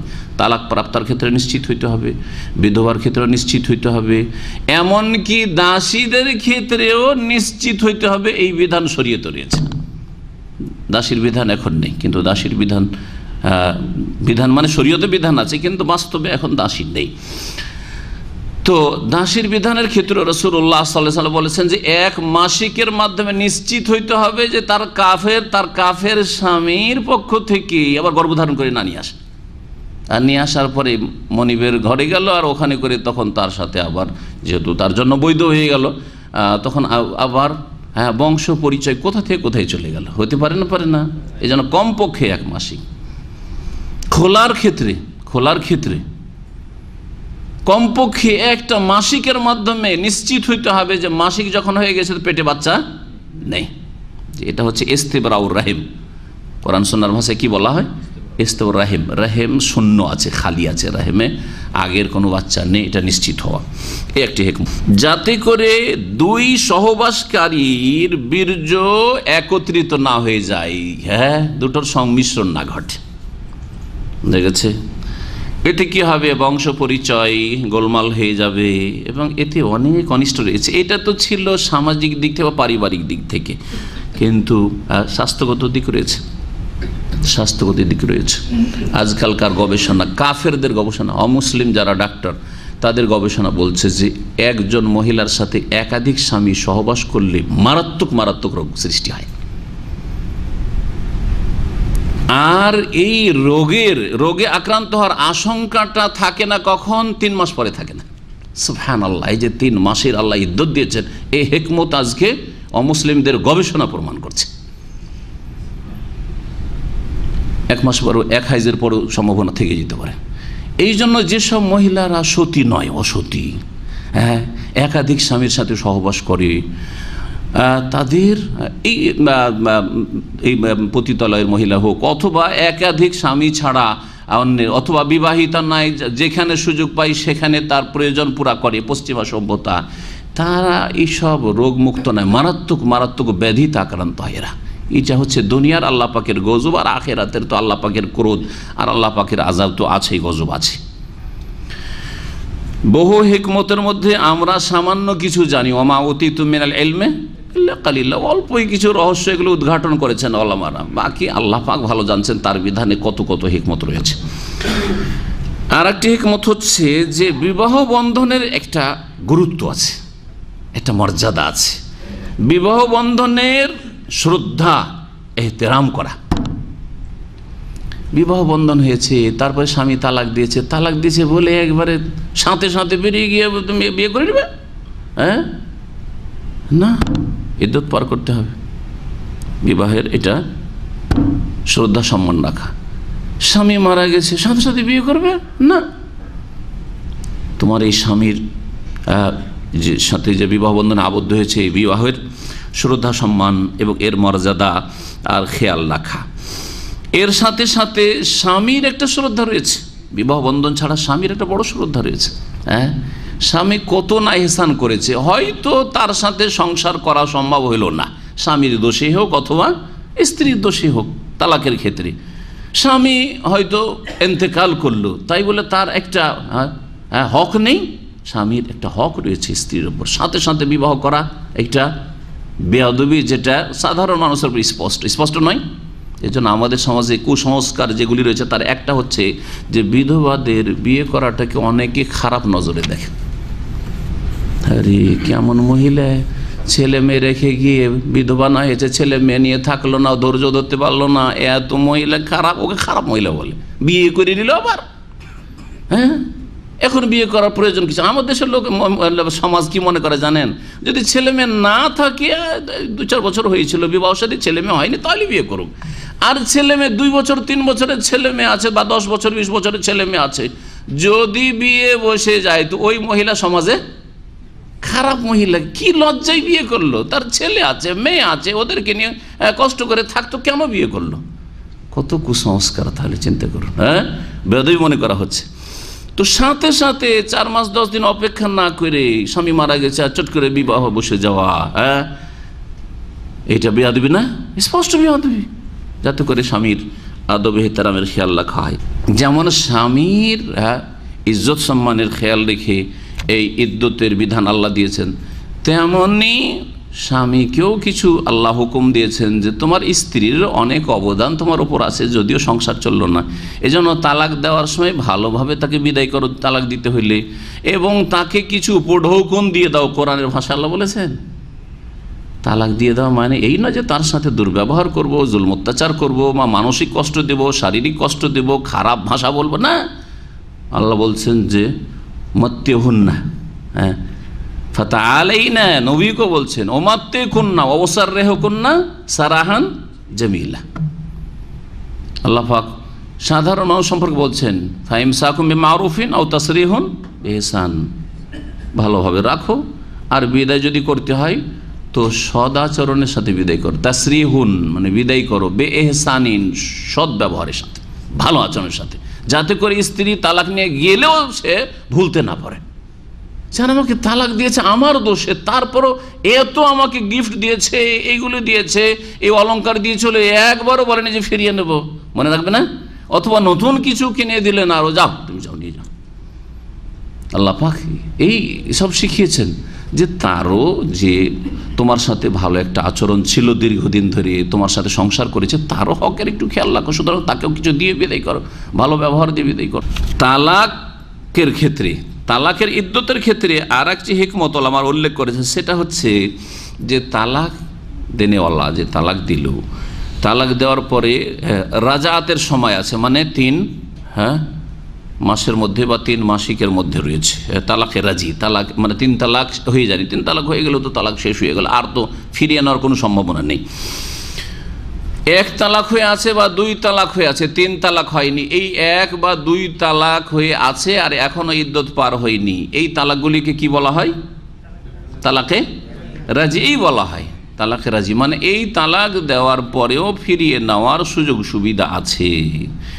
এই ক্ষেত্রে ইদ্যত কাটতে একটা সুন্নতি তরিকা আছে, একটা তালাক দেন, তালাক দেওয়ার পরে ছেড়ে দেন, যদি মাসিক হওয়া মহিলা হয় তাহলে 3 মাসিক পর্যন্ত, মাসিক না থাকে তাহলে 3 মাস পর্যন্ত, ঠিক আছে, ছেড়ে দেন। এই 3 মাসের মধ্যে যে মেজাজ গরম হয়ে, মনক্ষুণ্ণ হয়ে, মনের কষ্ট নিয়ে তালাক দিয়েছিল স্বামী, তার মনটা নরম হবে না? হবে না? ওই মহিলাও যে তালাক নিয়ে চলে গেছে সেও অনুতপ্ত, লজ্জিত হবে, আর তারপরে তার ভুল সংশোধন করার সুযোগ পাবে না? পাবে না? 2 দিক থেকে নরম হয়ে আসবে, ঠান্ডা হয়ে আসবে, আর একে অপরের ক্ষেত্রে সহানুভূতি হইতে পারে, আবার ফেরার চিন্তা ভাবনা হইতে পারে। এই ইদ্যতের এই ফায়দা, উপকারিতা। ইদ্যত যদি আল্লাহ না রাখতেন, 3 মাস বা 3 মাসিকের ইদ্যত, তালাক হয়েছে, যাও বিদায়, তাহলে সংশোধনে কেউ সুযোগ পেত না। অনেক সময় তালাক দেনেওয়ালা যে সিদ্ধান্ত নিয়েছে তালাকের, সেই ভুল করেছে, পরে হাই হাই করছে যে হাই কি জন্য তালাক দিলাম, ফিরিয়ে নেওয়া আমার জন্য জরুরি হয়ে গেছে। অনেক সময় যে তালাক নিয়েছে মহিলা, সে হাই হাই করছে। তো আল্লাহ পাক রব্বুল একটা সুযোগ রেখেছেন ইদ্যতে, যে এখন চিন্তা ভাবনা করো দুজনে, বিশেষ করে ছেলে মেয়ে থাকলে। বলছেন যে তাতওয়িল জামানি রাজআতুল মুতাল্লিক, তালাক দাতার জন্য ফিরিয়ে নেওয়ার সময়টা লম্বা করা। এই 3 মাসের মধ্যে একটা দীর্ঘ সময় আছে। ইজলা আল্লাহ ইয়ান্দাম, হতে পারে যে তালাক দাতাই অনুতপ্ত, লজ্জিত হবে। ফায়াকুনু ইনদাহু জামান ইয়াতামাক্কানু ফি মিনার রাজআতি, ফিরিয়ে নেওয়ার সুযোগ সুবিধা পাবে। বা ওই মহিলা ভুল স্বীকার করে ফিরে আসার জন্য সে দরখাস্ত করতে পারবে যে আমি ফিরে যেতে চাই, তুমি যা ভুল হয়েছে মাফ করো, আমি ফিরে যাব, ইত্যাদি। আর একটি হিকমত যাওয়া বলেছেন, একটু আগে ইঙ্গিত করে দিয়েছি, কাদাউ হাক্কিজ জৌজ, স্বামীর একটা স্ত্রীর ওপর হক রয়েছে, বিভিন্ন হক রয়েছে। স্বামীকে আল্লাহ পাক স্ত্রীর ওপর শ্রেষ্ঠত্ব দান করেছেন, ফজিলত দান করেছেন। আর রিজালু কাওয়ামুন আলান নিসা বিমা ফাদ্দালাল্লাহু বা'দাহুম আলা বা'দ, আল্লাহ পাক যে শ্রেষ্ঠত্ব, ফজিলত, নেতৃত্ব দিয়েছেন স্বামীকে, ওর একটা হক রয়েছে। এই হকটা আদায় করার উদ্দেশ্যে ইদ্যত কাটানো, সাথে সাথে বিয়ে শাদী করলে, স্বামী হয়তো মারাই গেছে, ও তো আর জানতে পারছেন যে আমার স্ত্রী বিয়ে আমার ইন্তেকালের পরে বিয়ে করে। যদি আল্লাহ ইদ্যত না রাখতেন তো 2-3 দিনের মধ্যে বিয়ে বসে গেল, স্বামীর ভাইয়েরা আছে, বোনেরা আছে, ওরা কষ্ট পাবে না? ইস, আমার ভাইটা মারা গেছে, আমরা এখনও শোকে আছি। 3 দিন যে কোনো লোক শোকে থাকতে পারে, আত্মীয় স্বজনদের জন্য শোকে আছি এখন আমরা, আর আমার ভাবি অথবা যে কেউ হোক না, আমাদের সংসারের বউ সাথে সাথে কি বিয়ে করে নিল, হ্যাঁ, আমার ভাইয়ের একটু মর্যাদার খেয়াল রাখলো না, হবে না? হবে না? জি। এছাড়াও বহু হিকমত রয়েছে, হ্যাঁ, আল্লাহ পাক রব্বুল আলামিন সেসব বেশি জানেন। হাদিসগুলো দেখি। মিসওয়ার ইবনে মাখরামা রাদিয়াল্লাহু আনহু সাহাবী, তিনি বর্ণনা করছেন যে আন্না সুবাইয়াতুল আসলামিয়াত রাদিয়াল্লাহু আনহা নফেসাত, আসলাম গোত্রের সুবাইয়া নামক এক মহিলা তার স্বামীর ইন্তেকালের কয়েকদিন পরেই তার ছেলে মেয়ে ভূমিষ্ঠ হয়ে গেল। নফেসাত বাদা ওয়াফাতে জাওজিহা বিলায়ালিন, তার স্বামীর ইন্তেকালের কয়েকদিন পরেই, কয়েক রাত পরেই তার নিফাস চলে আসলো। মানে নিফাস কখন আসে? ছেলে মেয়ে ভূমিষ্ঠ হলে। ছেলে মেয়ে ভূমিষ্ঠ হয়েছিল নিফাস মাত্র কয়েকদিন পরে। অন্য হাদিস রয়েছে 40 দিন পরে, স্বামীর ইন্তেকালের 40 দিন পরেই, হ্যাঁ, পেটে বাচ্চা ছিল 7-8 মাসের, 40 দিন পরে বাচ্চা হয়ে গেল। ফাজা আতিলা নবী সাল্লাল্লাহু আলাইহি ওয়াসাল্লাম, তখন সেই মহিলা নবী করিম সাল্লাল্লাহু আলাইহি ওয়াসাল্লামের কাছে আসলো। আসার পরে ফাস্তাজানাতু আনতান গিহা, বিবাহ বসার জন্য অনুমতি চাইল রাসূলুল্লাহ সাল্লাল্লাহু আলাইহি ওয়াসাল্লাম। ইয়া রাসূলুল্লাহ, আমার পেটে যে আমার স্বামীর বাচ্চা ছিল সেটা ভূমিষ্ঠ হয়ে গেছে, আর এখন আমি বিয়ে করতে চাই। সাহাবায়ে কেরামদের মহিলারা এইরকম বিধবা হওয়ার পরে বা তালাক প্রাপ্ত হওয়ার পরে কেউ বাপের ঘরে বসে থাকেনি, কেউ ভাইয়ের ঘরে বসে থাকেননি, কেউ বাপ বা ভাইয়ের জন্য বোঝা হননি, সকলেই বিয়ে করেছেন এবং সকলেই বিবাহের জন্য যথাসাধ্য চেষ্টা করেছেন। আর এটা তখনই সম্ভব যখন মুসলিম সমাজে বহু বিবাহের ইসলামিক প্রথা, কোরআন সুন্নাহর এই বিধান চালু থাকবে। কারণ যে এক জীবনে একটা বিয়ে করবে, সে তো, হ্যাঁ, বয়স 50 হইলেও কত বছরের মেয়ে খুঁজে? 14 বছর খুঁজে। বাড়াবাড়ি করে বলছে না, এক লোক এখানে ছিল 10-12 বছর, ওর ভাই আমাদের একদিনই ভাই, হ্যাঁ, তা আমেরিকা গিয়ে 10-12 বছর থেকে এসছে, দেশে ফিরে এসে তার 53 বছর বয়স, আমার চাইতে একটু বড়ই হবে, কয়েক বছর আগে কথা বলছি। তো 53 বছর বয়স। আমার 9 ছেলে আলহামদুলিল্লাহ, বড় মেয়ে 27-28 বছরের, হ্যাঁ, বড় ছেলে 24 বছরের, তারপরে 21 বছরের, বোঝা গেছে। আর ও এখন এই কিছুদিন আগে বিয়ে করেছে, মাত্র কিছুদিন আগে বিয়ে করেছে। আবার বিয়ে করতে গিয়ে ওর ভাই বলছে, ছোটো ভাই, যে ভাইকে বিয়ে করতে গিয়ে অনেক মানাবার চেষ্টা করলাম যে ভাই কমপক্ষে 30 বছরের একটা মেয়ে বিয়ে করেন, হ্যাঁ, কোনো মতে রাজি, 25ও রাজি করা যায়, 20ও রাজি করা যায়, বিয়ে করে যে একটা 14 থেকে 15 বছর মেয়েকে, এটা জুলম নয়? এটা 15 বছর মেয়েকে বিয়ে করেছেন, বয়স আপনার কত? 53-54। হ্যাঁ, তাহলে আপনি যদি নর্মাল যে আজকাল মানুষ বাঁচেন, কত বাঁচবেন? 65? কত বাঁচতে চান? 65 না আরো বেশি? আচ্ছা 65 একটু বেশি করে বলেন। রাসূলুল্লাহ 63, আর 2 বছর বেশি দিলাম, বোঝা গেছে? 65, 60 থেকে 70। হ্যাঁ, মুস্তাকিম 70 বাঁচতে চাই, যাই হোক অনেকে 100 বাঁচতে চাই। গড় বয়স এই উম্মতের হচ্ছে 60 থেকে 70। প্রিয় নবী সাল্লাল্লাহু আলাইহি ওয়াসাল্লাম বলেন, আমার উম্মতি মা বাইনা 60 ইলা 70, আমার উম্মতের সাধারণত বয়স আয়ু হচ্ছে 60 থেকে 70। ওয়া আকাল্লুহুম মান ইয়াজুজ, আর অল্পই সামান্য কিছু লোক হবে যারা 70কে অতিক্রম করতে পারবে। তাহলে 70 বছরই যদি বাঁচেন, 53 হয়ে গেছে, তো আর বাকি থাকে কয় বছর? 17 বছর। 17 বছর, একটা 15 বছরের মেয়ে বিয়ে করলেন, তো 17 আর 15 কত হয়? 32 বছরের মেয়ে। এটাই তো আসল যৌবনকাল। একটি মহিলার, একটি মেয়ের 15 থেকে শুরু করে 35 বা 40 পর্যন্ত আসল যৌবনকাল। তাহলে আপনি দুনিয়া, তারপরে মানুষ 70 পর্যন্ত বেঁচে থাকলেও যে স্ত্রীর হক আদায় করতে পারবে, এটাও তো একটা প্রশ্ন। এরও তো উত্তর খুঁজতে হবে আপনাকে। হয়তো ও এক্সপায়ার হয়ে যাচ্ছে 60-এর আগেই, 55-তে গিয়ে এক্সপায়ার। এ তো এক্সপায়ার হওয়ার বয়স। 53-54 এগুলো বয়স কি বিয়ে করার বয়স নাকি? হ্যাঁ জি, এটা বিয়ে করার বয়স নয় আসলে। এইরকম কখনো বিলম্ব করবেন, নিজেই লজ্জিত অনুতপ্ত হবেন। লজ্জিত অনুতপ্ত হবেন স্ত্রীর কাছে গিয়ে, লজ্জিত অনুতপ্ত হবেন ছেলে মেয়ে, আর বড়ই আফসোস করবেন ছেলে মেয়েগুলো ছোট থেকে গেল, না এদেরকে লেখাপড়াই করাতে পারলাম, না এদেরকে কোনো একটা কাজের যোগ্যই করতে পারলাম না, এরা কমপক্ষে নিজের রুজিটার ব্যবস্থা নিজে করতে পারতো, আমাকে কিছু দিক আর না দিক তাও করতে পারলাম না। হ্যাঁ, প্রাইমারিতে আছে আর মত চলে আসলো, মানে মতের বয়স চলে আসলো। মত তো বলা যাবে না যে কার কখন আসবে, কিন্তু কথা মতের বয়স চলে আসলো, যেটা নর্মাল সাধারণ মত। এইভাবে তো, আর এইরকম মেয়েকে এই বয়সের বিয়ে করা আসলে এক ধরনের জুলম। ব্যতিক্রম হ্যাঁ, বিশেষ কোনো ব্যক্তির ক্ষেত্রে সেটা আলাদা কথা। আপনি দলিল পেশ করবেন কোথাকার কোন ক্ষেতের লোক, আর আপনি দলিল পেশ করে রাসূলুল্লাহ সাল্লাল্লাহু আলাইহি ওয়াসাল্লাম, এটা চলবে নাকি? তো যদি দলিল পেশ করতে হয় তো দলিলের ব্যালেন্সটা তো ঠিক থাকতে হবে। রাসূলুল্লাহ সাল্লাল্লাহু আলাইহি ওয়াসাল্লাম বয়স 25 বিয়ে করেছে 40-এর মেয়েকে, ওই সুন্নতটাও পালন করেন, আর তারপরে তখন আর একটা সুন্নত খুঁজিয়েন। বুঝা গেছে না? কি বুঝলেন? হ্যাঁ, শুধু মা আয়েশার সুন্নত দেখতে চান, কিন্তু মা খাদিজার সুন্নত দেখতে চান না। না, একজন মুসলিম এরকম বিয়ে করে দেখাক যে আমাদের সমাজে অনেক বিধবার আছে, আর অনেক তালাকপ্রাপ্ত আছে, বয়স হয়ে গেছে, কেউ বিয়ে করতে চায় না, এদের বয়স 30, 35, 40 হয়ে গেছে। আমি রাসূলুল্লাহ সাল্লাল্লাহু আলাইহি ওয়াসাল্লামের জীবনের যৌবনকালের, ওইটাই তো আসল বিবাহ। আসল বিবাহ কোনটা? মানুষের যেটা প্রথম জীবনে করে, হ্যাঁ, যেটা যৌবনকালে বয়স 25 তখন করে। তখন রাসূলুল্লাহ 40 বছর একজন বুড়িকে বিয়ে করছেন। আর আপনাকে যদি বলা হয় যে 20-25 করেন, না না না, আজকাল মেয়ে ছেলে মেয়েরা যদি 20-22-এ চলে যায় তার করতে চায় না বিয়ে, তখন ওকে 30 বলে বয়স। এ হচ্ছে মুসলিম সমাজ আজকাল যুবকরা।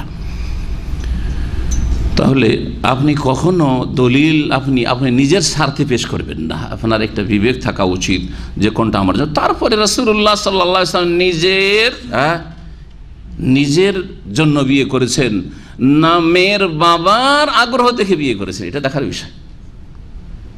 বাবার আগ্রহ, জি হ্যাঁ, জামাই হতে পারলেন আলী রাদিয়াল্লাহু তাআলা, জামাই হতে পারলেন ওসমান রাদিয়াল্লাহু তাআলা, কিন্তু উমরও জামাই হতে পারলেন না রাদিয়াল্লাহু আনহু, আর আবু বকরও জামাই হতে পারলেন রাদিয়াল্লাহু আনহু। দুইজনেই মানসিক দিক থেকে বড়ই পেরেশান থাকতেন যে হাইরে, এই দুটো তো জামাই হয়ে গেল, কিন্তু আমরা তো জামাই হইতে পারলাম না। কারণ নবী সাল্লাল্লাহু আলাইহি ওয়াসাল্লামের মেয়ে তার আমাদেরকে দিবেন, আমাদের বয়সও বেশি, আর হইল না, সুযোগ হইল না, তকদিরে নাই, হইল না। তো কমপক্ষে যদি নবীকে জামাই বানাইতে পারি তারপরে ধন্য হয়ে যাব, ঠিক না? এতে আবু বকর আগে কামিয়াব হয়ে গেলেন। হ্যাঁ, নবী করিম সাল্লাল্লাহু আলাইহি ওয়াসাল্লাম বিয়ে করে নিলেন আয়েশাকে। মনের যে একটা আকাঙ্ক্ষা ছিল পূরণ আবু বকর সিদ্দিকের, যে রাসূলুল্লাহকে আমি জামাই করতে পেরেছি। হ্যাঁ, একজন যোগ্য ব্যক্তি, এই মানব জাতির সবচেয়ে বড় যোগ্য ব্যক্তিকে জামাই করে, যেমন তেমন কথা নাকি। আবু বকর কামিয়াব হয়ে গেলেন। উমরের আরও আফসোস বেড়ে গেল যে হাই রে হাই, আমি মনে হয় হতভাগায় থেকে গেলাম। হ্যাঁ, হঠাৎ করে হাফসা বিধবা হয়ে গেলেন রাদিয়াল্লাহু আনহা। হ্যাঁ, অনেক চেষ্টাতে তাতেও তিনি কামিয়াব হয়ে গেলেন আলহামদুলিল্লাহ। 4 জন খোলাফায়ে রাশেদিন, আর 4 জন হয়, 2 জন জামাই আর 2 জন শ্বশুর। জি, আমার ক্ষেত্রে আপনার ক্ষেত্রে কেউ মেনে নিবে? বুড়া বলবে, তাই না? তো কেন আপনি এইরকম মেয়েকে বিয়ে করতে যাবেন, নিজে বুড়ো হয়ে গেছেন? আর তো রাসূলুল্লাহ সাল্লাল্লাহু আলাইহি সাল্লামের কাছে অনুমতি চাইলেন এই মহিলা, কি এটাই বলছিলাম না, ফাস্তাযানাত, অনুমতি চাইলেন যে আমি বিবাহ বসবো। ফাআযিনা লাহা, নবী করিম সাল্লাল্লাহু আলাইহি ওয়াসাল্লাম তাকে অনুমতি দিলেন। ফানাকাহাত, সেই মহিলা বিবাহ বসে গেল, বিবাহ করলো। রাওয়াহুল বুখারী, হাদিস সহিহ বুখারীতে রয়েছে এবং এই হাদিসের মূল বক্তব্য সহিহ বুখারী মুসলিম দুই কিতাবে রয়েছে। অফি লাফজিন, অন্য একটি বাক্যে আর অতিরিক্ত রয়েছে, আন্নাহা ওয়াদাত বাদা ওয়াফাতে যাওজিহা বিআরবাইনা লাইলা, এই মহিলা সুবাইয়া রাদিয়াল্লাহু তাআলা আনহা আর ছেলে ভূমিষ্ঠ হয়েছিল তার স্বামীর ইন্তেকালের মাত্র 40 দিন পরে। মাত্র 40 দিন পরে যদি স্বামী ইন্তেকাল করে, স্বামী যদি ইন্তেকাল করে তাহলে কতদিন ইদ্যত? 4 মাস 10 দিন। এটা একটা বিধান। যদি পেটে বাচ্চা থাকে, বাচ্চা ভূমিষ্ঠ হওয়া পর্যন্ত, 9 মাস কেন বলছেন, বাচ্চা ভূমিষ্ঠ হওয়া পর্যন্ত, সেটা 9 মাস হইতে পারে যদি এই 2-1 দিনের মধ্যে গর্ভধারণ করে থাকে তাহলে, আর সেটা আবার 1 দিন 2 দিনে হইতে পারে, আর 1-2 ঘন্টা হইতে পারে না। স্বামী ইন্তেকাল করেছে, তার 1 ঘন্টা পরে বাচ্চা ভূমিষ্ঠ হচ্ছে, হইতে পারে কি পারে না? তো তাতেই তার ইদ্যত শেষ, ঠিক না? জি হ্যাঁ। তো এই 2 আয়াতের সমন্বয় কি হবে? আগে হাদিসটা শেষ করি, তারপরে বলছি। দুটো বিধান সামনে থাকলো আমাদের, যে বিধবা সম্পর্কে আল্লাহ পাক কোরআনে কারীম কি বলেছেন, যে 4 মাস 10 দিন তাকে ইদ্যত কাটিতে হবে। আবার গর্ভধারণকারিণী সম্পর্কে আল্লাহ কোরআনে কারীম কি বলেছেন, আইয়াদানা হামলাহুন্নাহ, হ্যাঁ, বাচ্চা প্রসব করা পর্যন্ত তার ইদ্যত। এই দুটো সমন্বয় কি হবে এই ক্ষেত্রে এবং ওলামাদের মতটা কি আলোচনা করবো ইনশাআল্লাহ। ওয়াফি লাফজিল্লে মুসলিম, সহিহ মুসলিমের একটি বাক্যে রয়েছে, কালা জোহরি, প্রখ্যাত তাবি ইমাম জোহরি রাহমাতুল্লাহি আলাইহি বলেছেন, ওয়ালা আরা বাসান আন তাতাযাওয়াজা ওয়া হিয়া ফি দামিহা, আমি কোনো আপত্তি মনে করি না যে কোনো বিধবা মহিলা বিবাহ করবে বা বিবাহ বসবে তার প্রসূতি অবস্থায়, বাচ্চা ভূমিষ্ঠ হওয়ার পরে যে নেফাসের রক্ত আসছে, এই নেফাসের রক্ত আসা অবস্থায়, ব্লিডিং অবস্থায় যদি বিবাহ করে নেয়, আকদে নেকা বা বিবাহ বন্ধন হয়ে যায়, তাতে কোনো আমি আপত্তি মনে করি না, এটি কোনো নাজায়েজ বিষয় নয়। তবে গায়রা আন্নাহু লা ইয়াকরুবুহা যাওজুহা, তার এই যে স্বামী, নতুন স্বামী, সে তার কাছে আসতে পারবে না, মানে সহবাস করতে পারবে না, হাত্তা তাথরা, যতক্ষণ পর্যন্ত পাক পবিত্র না হবে নেফাসের রক্ত থেকে, রক্ত যতক্ষণ পর্যন্ত বন্ধ না হবে গোসল না করে নেবে। এই হচ্ছে শরীয়তের বিধান। তাহলে বিয়ে বসে যেতে পারে, বিয়ে বসে যেতে পারে। এই হাদিস কি প্রমাণ করলো? স্পষ্ট যে যেই মহিলা বিধবা হয়েছে, বিধবা হওয়ার পরে, বিধবা হয়েছে কিন্তু তার পেটে বাচ্চা আছে, যখন বাচ্চা আছে আর বাচ্চা আর যদি পেটে থাকে তাহলে তার ক্ষেত্রে ইদ্যত কি? একটা আয়াত বলছে 4 মাস 10 দিন, আর এক আয়াত বলছে বাচ্চা ভূমিষ্ঠ হওয়া পর্যন্ত। দুটোর মধ্যে এখানে কোনটাকে প্রাধান্য দিতে হবে? বাচ্চা ভূমিষ্ঠ হওয়ার বিধানটাকে প্রাধান্য দিতে হবে। এটা হচ্ছে খাস, তাহলে এটা খাস। আর ওটা হচ্ছে আম, মানে যেসব মহিলাদের পেটে বাচ্চা নেই ওই সব মহিলাদের ক্ষেত্রে, এই ক্ষেত্রে ধারণকারীর ক্ষেত্রে ইদ্যত হচ্ছে ওয়াদুল হামাল, বাচ্চা ভূমিষ্ঠ হওয়া। বাচ্চা ভূমিষ্ঠ হওয়ার পরে যদি রক্ত থাকে, ওই অবস্থায় যদি বিবাহ করার জন্য প্রস্তুত হয়ে যায়, আর কোনো এরকম ভালো ছেলে পেয়ে গেছে, মেয়ের অভিভাবক বিয়ে দিয়ে দিতে পারে, কিন্তু সহবাস জায়েজ নয় এই অবস্থায়, যেহেতু নাপাক অবস্থা, এজন্য পাক যখন হয়ে যাবে তারপরে সহবাস করতে পারবে। এ হচ্ছে মাসআলা। এই মহিলা সুবাইয়া রাদিয়াল্লাহু তাআলা আনহা স্বামীর নাম ছিল সাদ ইবনে খাওলা। সাদ ইবনে খাওলা মক্কাতুল মুকাররমায় হজ্জাতুল ওয়াদা, বিদায় হজের বছরে ইন্তেকাল করেছিলেন, বিদায় হজের বছরে ইন্তেকাল করেছিলেন। তাহলে নবী করিম সাল্লাল্লাহু আলাইহি ওয়াসাল্লামের শেষ জীবনের এটি ঘটনা। নবী করিম সাল্লাল্লাহু আলাইহি ওয়াসাল্লামের কাছে এই মহিলা যখন আসলো, এই মহিলা এসে বিবাহের জন্য মাসআলা জিজ্ঞেস করলো। কেন জিজ্ঞেস করলো? আসল ঘটনা এই হয়েছিল যে মহিলা সঠিক মাসলা জানে যে আমার পেটে যেহেতু বাচ্চা আছে, বিধবা হয়েছি, আমার ইদ্যত কখন পার হয়ে যাবে? আমার বাচ্চা ভূমিষ্ঠ হলে ইদ্যত পার হয়ে যাবে। কিন্তু তার বংশের কোনো নিকট আত্মীয় এই মহিলাকে বিয়েতে বাধা দিল। মহিলা বিয়ে করার জন্য প্রস্তুত হয়েছে, বা তার অভিভাবক যে ছিল বিয়ে দেওয়ার জন্য প্রস্তুত হয়েছে, কিন্তু তার কোনো আত্মীয়, সে ভাই হোক অথবা যে কেউ হোক, চাচা হোক, বাধা দিল। তার সংশয় ছিল, বললো যে আল্লাহ তো কোরআনে বলেছেন 4 মাস 10 দিন, আর তোমার মাত্র কয়দিন হয়েছে, তুমি বিবাহে বসবে, মানে না, এটা চলবে না। তখন রাসূলুল্লাহ সাল্লাল্লাহু আলাইহি ওয়াসাল্লামের কাছে কনফার্ম হওয়ার জন্য নিশ্চিত হওয়ার জন্য আসলেন, আসার পরে জিজ্ঞেস করলেন আর জবাব পেলেন যে হ্যাঁ বিয়ে করো, অসুবিধা নেই, অনুমতি দিলেন। বলছেন নবী সাল্লাল্লাহু আলাইহি ওয়াসাল্লামের কাছে এসে মহিলা জিজ্ঞেস করলো, তখন নবী সাল্লাল্লাহু আলাইহি ওয়াসাল্লাম তাকে উত্তর দিলেন বেহিল্লি হালিল আজওয়াজ হিনা ওয়াদাতিল হামল, বাচ্চা ভূমিষ্ঠ হলেই সে নতুন স্বামীর জন্য হালাল হয়ে বিয়ে করতে, ফাইন আহাব্বাতি জাওয়াজ, যদি বিয়ে করতে চাই করবে, আর যদি অপেক্ষা আরও করে করুক, যে আমি এখন বিয়ে করবো না, আর কিছুদিন পর করবো, সেটাও করতে পারে। সূরা তালাকের আয়াত নম্বর 4 আল্লাহ পাক ইরশাদ করেছেন, ওয়া উলাতুল আহমালে আজালুহুন্না ইয়াদানা হামলাহুন্না, গর্ভধারণকারিণী মহিলারা, আল্লাহ বলছেন উলাতুল আহমাল, আজালুহুন্না তাদের মিআদ মানে তাদের ইদ্দতের সময়কাল হচ্ছে ইয়াদানা হামলাহুন্না, যে তারা তাদের যে পেটে গর্ভ ধারণ করেছে সেটা কি করবে, ভূমিষ্ঠ করবে, মানে প্রসব। এই হাদিস থেকে জানতে পারলাম যে বিধবা মহিলার ইদ্দত পালন করা ফরজ, এবং ইদ্দত পালন করতে গিয়ে ওই মহিলা বিধবা তার সাথে সাথে যদি গর্ভধারণকারিণী হয় তাহলে তার ইদ্দত হচ্ছে বাচ্চা প্রসব করা, ভূমিষ্ঠ হওয়া। আচ্ছা, কোনটাকে বাচ্চা বলবেন, এখানে আরেকটা মাসালা জানি, এইসব সূক্ষ্ম মাসাইল, যদিও আপনাদেরকে এইসব মাসাইল জিজ্ঞেস করে আর আপনাদের জন্য এইসব সূক্ষ্ম মাসাইলে ফতোয়া দেওয়া ঠিক না, কিন্তু মাসলাটা জেনে রাখা ভালো এবং আলোচনা করে দেওয়া ভালো। এরকম পরিস্থিতি অনেক সময় হয়, বাচ্চা 2 মাস 3 মাসের হয়েছিল আর তারপরে বাচ্চাটা নষ্ট হয়ে গেল। এখন এই ক্ষেত্রে কি বলা যাবে যে বাচ্চা প্রসব হয়ে গেছে সেই জন্য এতে ইদ্দত শেষ? এটা একটা প্রশ্ন। নাকি তাকে বলা হবে যে না, তুমি 4 মাস 10 দিন ইদ্দত কাটাও? মাসালা কোনটাকে বলবেন যে সে যে গর্ভধারণ করেছে সেটা ভূমিষ্ঠ হইল? ভূমিষ্ঠ হওয়ার জন্য ওলামারা বলেছেন যে কমপক্ষে যেটা বাচ্চা গর্ভধারণ করেছে তাতে রূপ চেহারা হয়ে গেছে, হাত পা হয়ে গেছে, মাথা হয়ে গেছে, ইত্যাদি সব হয়ে গেছে। মাথা আর হাত আর পা বোঝা যাচ্ছে, অঙ্গ প্রত্যঙ্গ বোঝা যাচ্ছে। এতটুকু হয়ে যদি বাচ্চা অসম্পূর্ণ ভূমিষ্ঠ হয় সেটা সাধারণত কয় মাস লাগতে পারে? 4 মাসের পরে, 120 দিনের পরে, 120 দিনের পরে তারও বেশি হয়তো। তাহলে এই 120 দিনের মধ্যে যদি বাচ্চা নষ্ট হয়ে যায় সেটা ইদ্দত হিসাবে গণ্য হবে না, সেটাকে ইদ্দত বলে ধরা যাবে না, বরং তখন কি করতে হবে?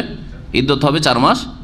এই হাদিস থেকে আরও জানলাম যে নাপাক অবস্থায় বিবাহ জায়েজ, সেটা নেফাসের রক্ত হোক, বিধবা যেমন এই ঘটনায় জানলাম নেফাসের রক্ত হোক, অথবা মাসিক রক্ত হোক, হাইজের অবস্থায় হোক, কিন্তু সহবাস জায়েজ নয় অবস্থায়। এখন এই ক্ষেত্রে ওলামাদের ইখতিলাফ রয়েছে যে একজন মহিলা যার পেটে বাচ্চাও আছে আর বিধবা, যদি বিধবা হিসাবে দেখি তো আয়াতে কি বলছেন? আল্লাহ পাক বলছেন যে ওয়াল্লাযীনা ইউতাওয়াফাউনা মিনকুম ওয়া ইয়াযারুনা আজওয়াজান ইয়াতারাব্বাসনা বিআনফুসিহিন্না আরবাআতা আশহুরিন ওয়া আশরা, তোমাদের মধ্যে হে পুরুষরা যারা ইন্তেকাল করবে, মারা যাবে, ইউতাওয়াফাউনা মিনকুম ওয়া ইয়াযারুনা আজওয়াজান, স্ত্রী ছেড়ে যাবে, ইয়াতারাব্বাসনা বিআনফুসিহিন্না, তাদের স্ত্রীরা অপেক্ষা করবে তাদের সম্পর্কে, আরবাআতা আশহুরিন ওয়া আশরা, 4 মাস 10 দিন, 4 মাস 10 দিন। এটি হচ্ছে কোরআনে কারীমের আয়াত বিধবাদের ইদ্দতের ক্ষেত্রে। এই ক্ষেত্রে আসল যেটি মাসলা, যেটার ওপর 4 ইমাম রয়েছেন, 4 ইমাম, ইমাম আবু হানিফা, শাফি, মালিক, আহমদ, আহলে হাদিস, মুহাদ্দিসিন সকলেই, যে পেটে বাচ্চা যদি থাকে তাহলে বাচ্চা ভূমিষ্ঠ হওয়ার এই ইদ্দতকে এই 4 মাস 10 দিনের ওপর প্রাধান্য দেওয়া হবে এই ক্ষেত্রে।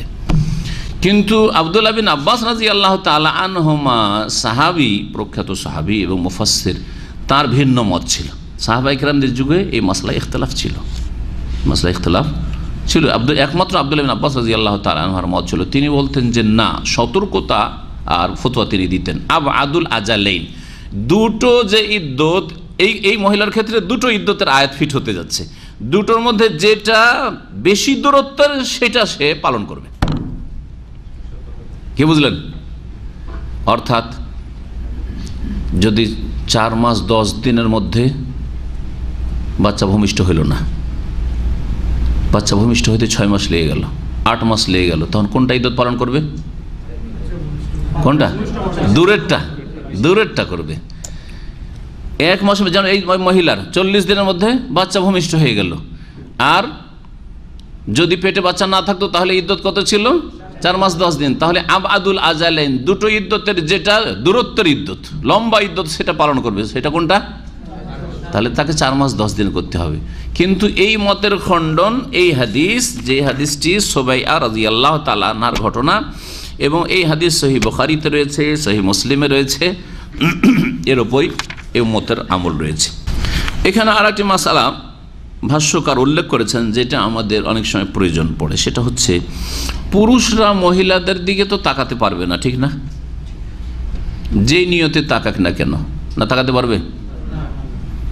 আপনারা কোনো মহিলা দিয়ে তাকাচ্ছেন, চেহারা হয়তো খুলে আসে রাস্তাঘাটে, আর দেখে একবার দেখে হুবহু আপনার মায়ের মতো লাগছে, দেখে আমার মা কোত্থেকে আসলো, হ্যাঁ, আশ্চর্য হয়ে দেখছেন। অথবা আপনার বোনের মতো লাগছে, হ্যাঁ, আপনার খালার মতো লাগছে, তাকিয়ে আছেন, জায়েজ?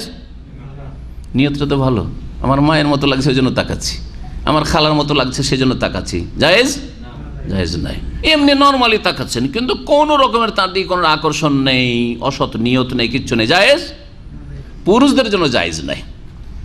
আপনার নিয়তে কিছু থাক আর না থাক, আলমার আত আওরাতুন, নারী জাতি ঢেকে রাখার বস্তু। রাসূলুল্লাহ সাল্লাল্লাহু আলাইহি ওয়াসাল্লাম বলছেন, মূল্যবান বস্তু ঢেকে রাখে মানুষ।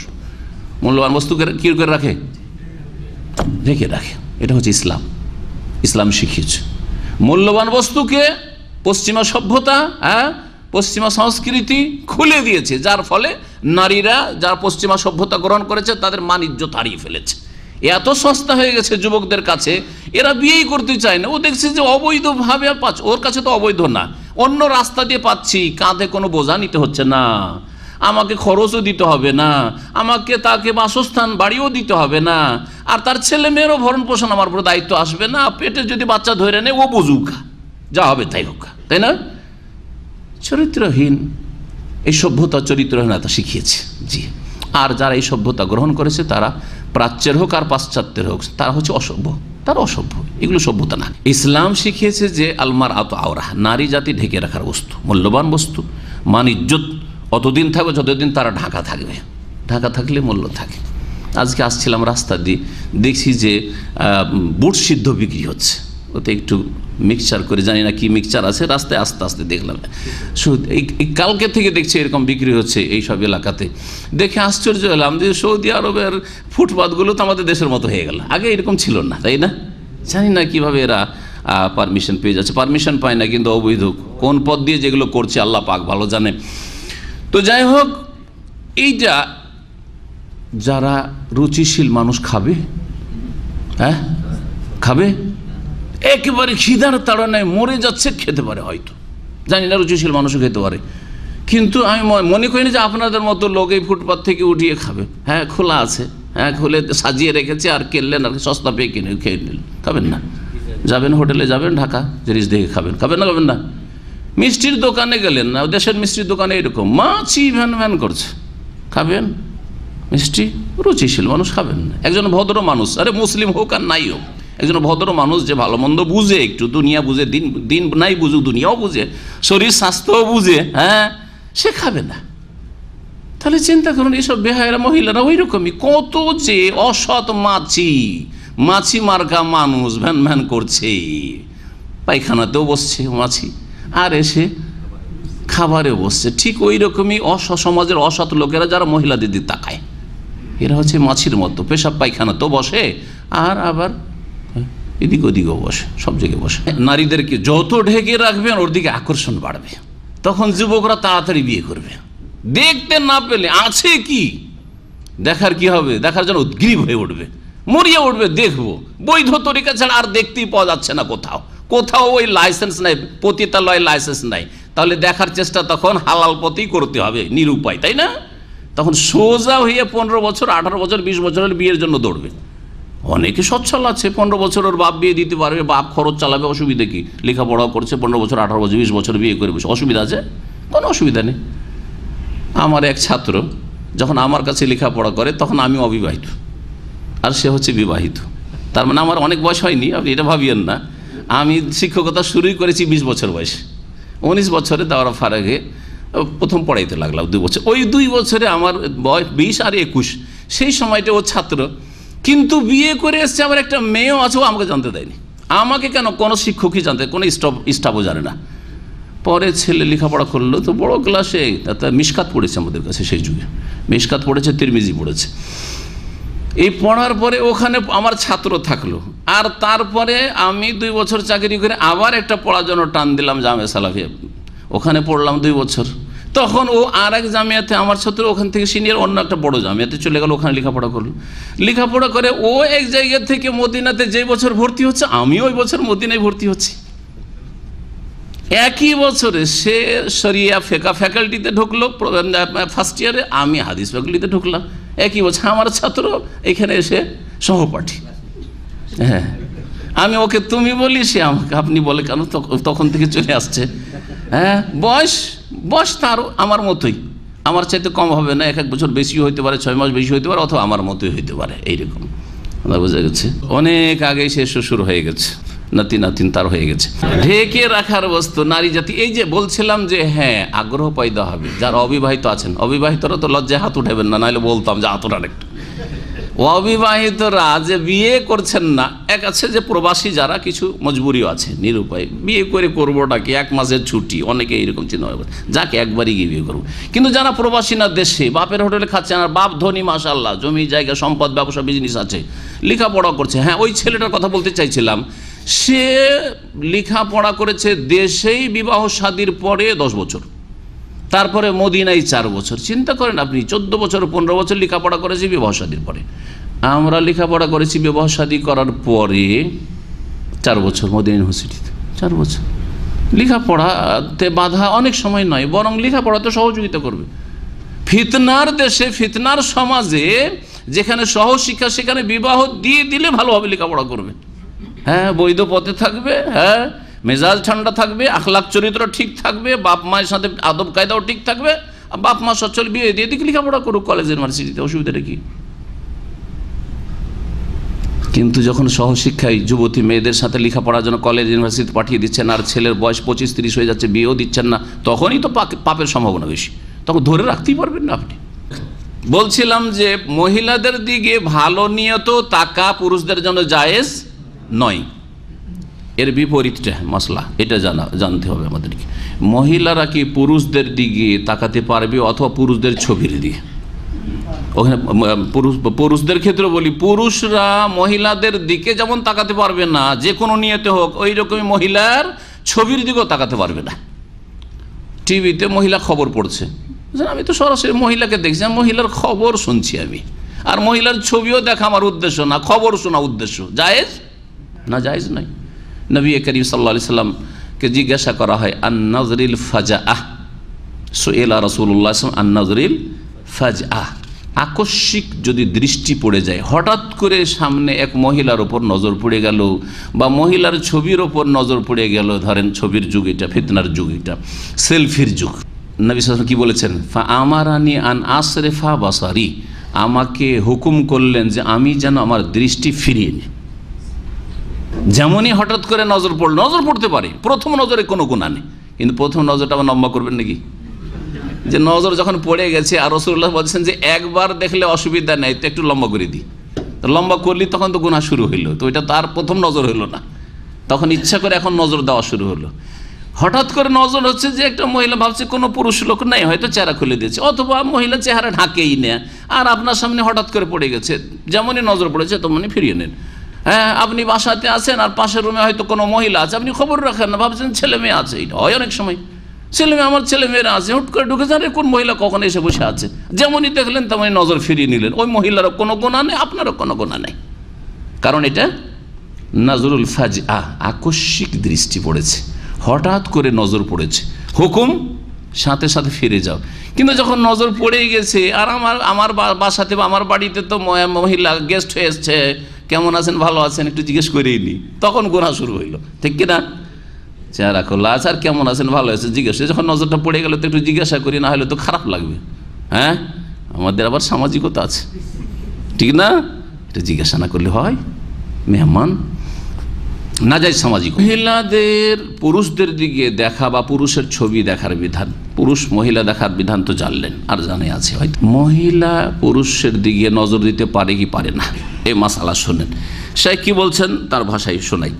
ইখতালাফাল উলামা ফি জাওয়াজ নাজরিল মারআতি ইলা রাজুলিল আজনাবী মিনহা, উলামাদের দ্বিমত রয়েছে মহিলার কোনো বেগানা পুরুষকে দেখা জায়েজ না নাজায়েজ এ সম্পর্কে। ফাআজমাউ আলা তাহরিমিহি ইযা কানা নাজরুহা ইলাইহি লিশাহওয়াতিন। দেখা হচ্ছে দুই রকম, একটা হচ্ছে কামভাব নিয়ে, যৌন চাহিদার সাথে দেখা, সেই দিকে আকৃষ্ট হয়ে দেখা, আর আরেকটা হচ্ছে সাধারণ দেখা।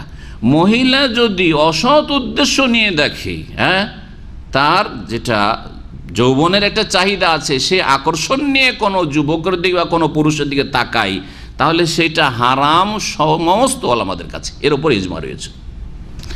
ওয়াখতালাফু ফিমা ইযা কানা নাজরুহা বিদুনে শাহওয়া, কোনো চাহিদার সাথে দেখা না, এমনি মহিলা চেহারা খুলে আছে আর কথা বলছে, ওর দিকে তাকাচ্ছে, যেমন আজকাল হসপিটালে ডাক্তার,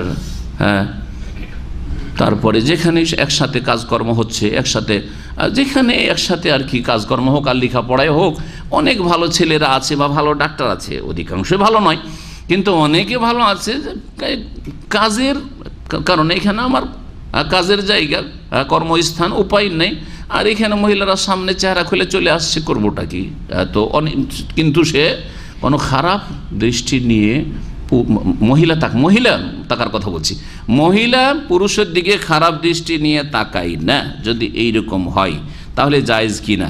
ফাজাহাবা বাযুহুম ইলা তাহরিমি, একদল বলেছে যে না, মহিলাও পুরুষের দিকে তাকাতে পারে না, এটাও হারাম না জায়েজ। তাই যদি হয় তাহলে মহিলা পুরুষের ছবি দেখতে পারবে না তাদের কাছে, এই একটা শক্ত ফতোয়া একদল আলেমদের রয়েছে। কিন্তু অধিকাংশ ওলামারা, চার ইমামের অধিকাংশ আইম্মায়ে কেরাম এবং অধিকাংশ ওলামারাই বলছেন যে, জমহুরুল উলামা আলাল ইবাহাতি ওয়াল জাওয়াজ, তারা বলছেন যে অসৎ উদ্দেশ্য নিয়ে নয়, কামভাব নিয়ে নয়, আকর্ষণের দৃষ্টিতে নয়, এমনি সাধারণভাবে মহিলা যদি পুরুষের দিকে অথবা পুরুষের ছবির দিকে তাকায় তাহলে সেটা জায়েজ। এবং এর দলিলই রয়েছে রাসূলুল্লাহ সাহাবায়ে কেরামদের যুগ থেকে আজ পর্যন্ত। প্রথমে একটি যুক্তি বলি, সেটা হচ্ছে যে যদি যেমন মহিলাদের দেখা নিষেধ, এই জন্য মহিলাদের চেহারা ঢাকার হুকুম রয়েছে কোরআনে কারিমে, ঠিক না? যেটা নিজে থেকে প্রকাশ পায় শুধু সেটা প্রকাশ করবে, আর অন্য কিছু প্রকাশ করবে না। আর নিজে থেকে প্রকাশ চেহারা হয় না, চেহারাকে প্রকাশ করা হয়। সুতরাং চেহারা ঢাকার জিনিস, ঢাকার বস্তু, আর ঢাকার অঙ্গ নারীদের। আর আল্লাহ রাব্বুল আলামিনের এই হুকুম যখন নাজিল হয় সূরা আহজাবে আর সূরা নূরে, তখন সাহাবাই কেরামদের মহিলারা, সাহাবিয়াতরা এক চোখ খুলে রাস্তায় চলাফেরা করতেন, চেহারা ঘোমটা দিয়ে ঢেকে নিতেন। তারা বাস্তবায়ন করেছেন। তাদের দৃষ্টিভঙ্গি থেকে আপনাকে আয়াত বুঝতে হবে, খেয়াল খুশি বুঝবে না যে চেহারা অসুবিধা নেই, চেহারা চলবে। এসব ফতুয়া ভুল ফতুয়া। মহিলাদেরকে পর্দা করতে বলা হয়েছে। যদি মহিলাদের জন্য পুরুষকে দেখা নিষেধ হতো, তাহলে পুরুষদেরকেও আল্লাহ বলতেন যে তোমরাও যখন ঘোরাঘুরি করে বাইরে আর মহিলা তোমাদের সামনে আসতে পারে, তখন তোমরা চেহারা ঢেকে নিও, বলেছেন? কোথাও নেই। যখন নেই, তাহলে বোঝা গেল যে মহিলারা যদি সাধারণ নজরে পুরুষদের দিকে তাকায় তাহলে জায়েজ।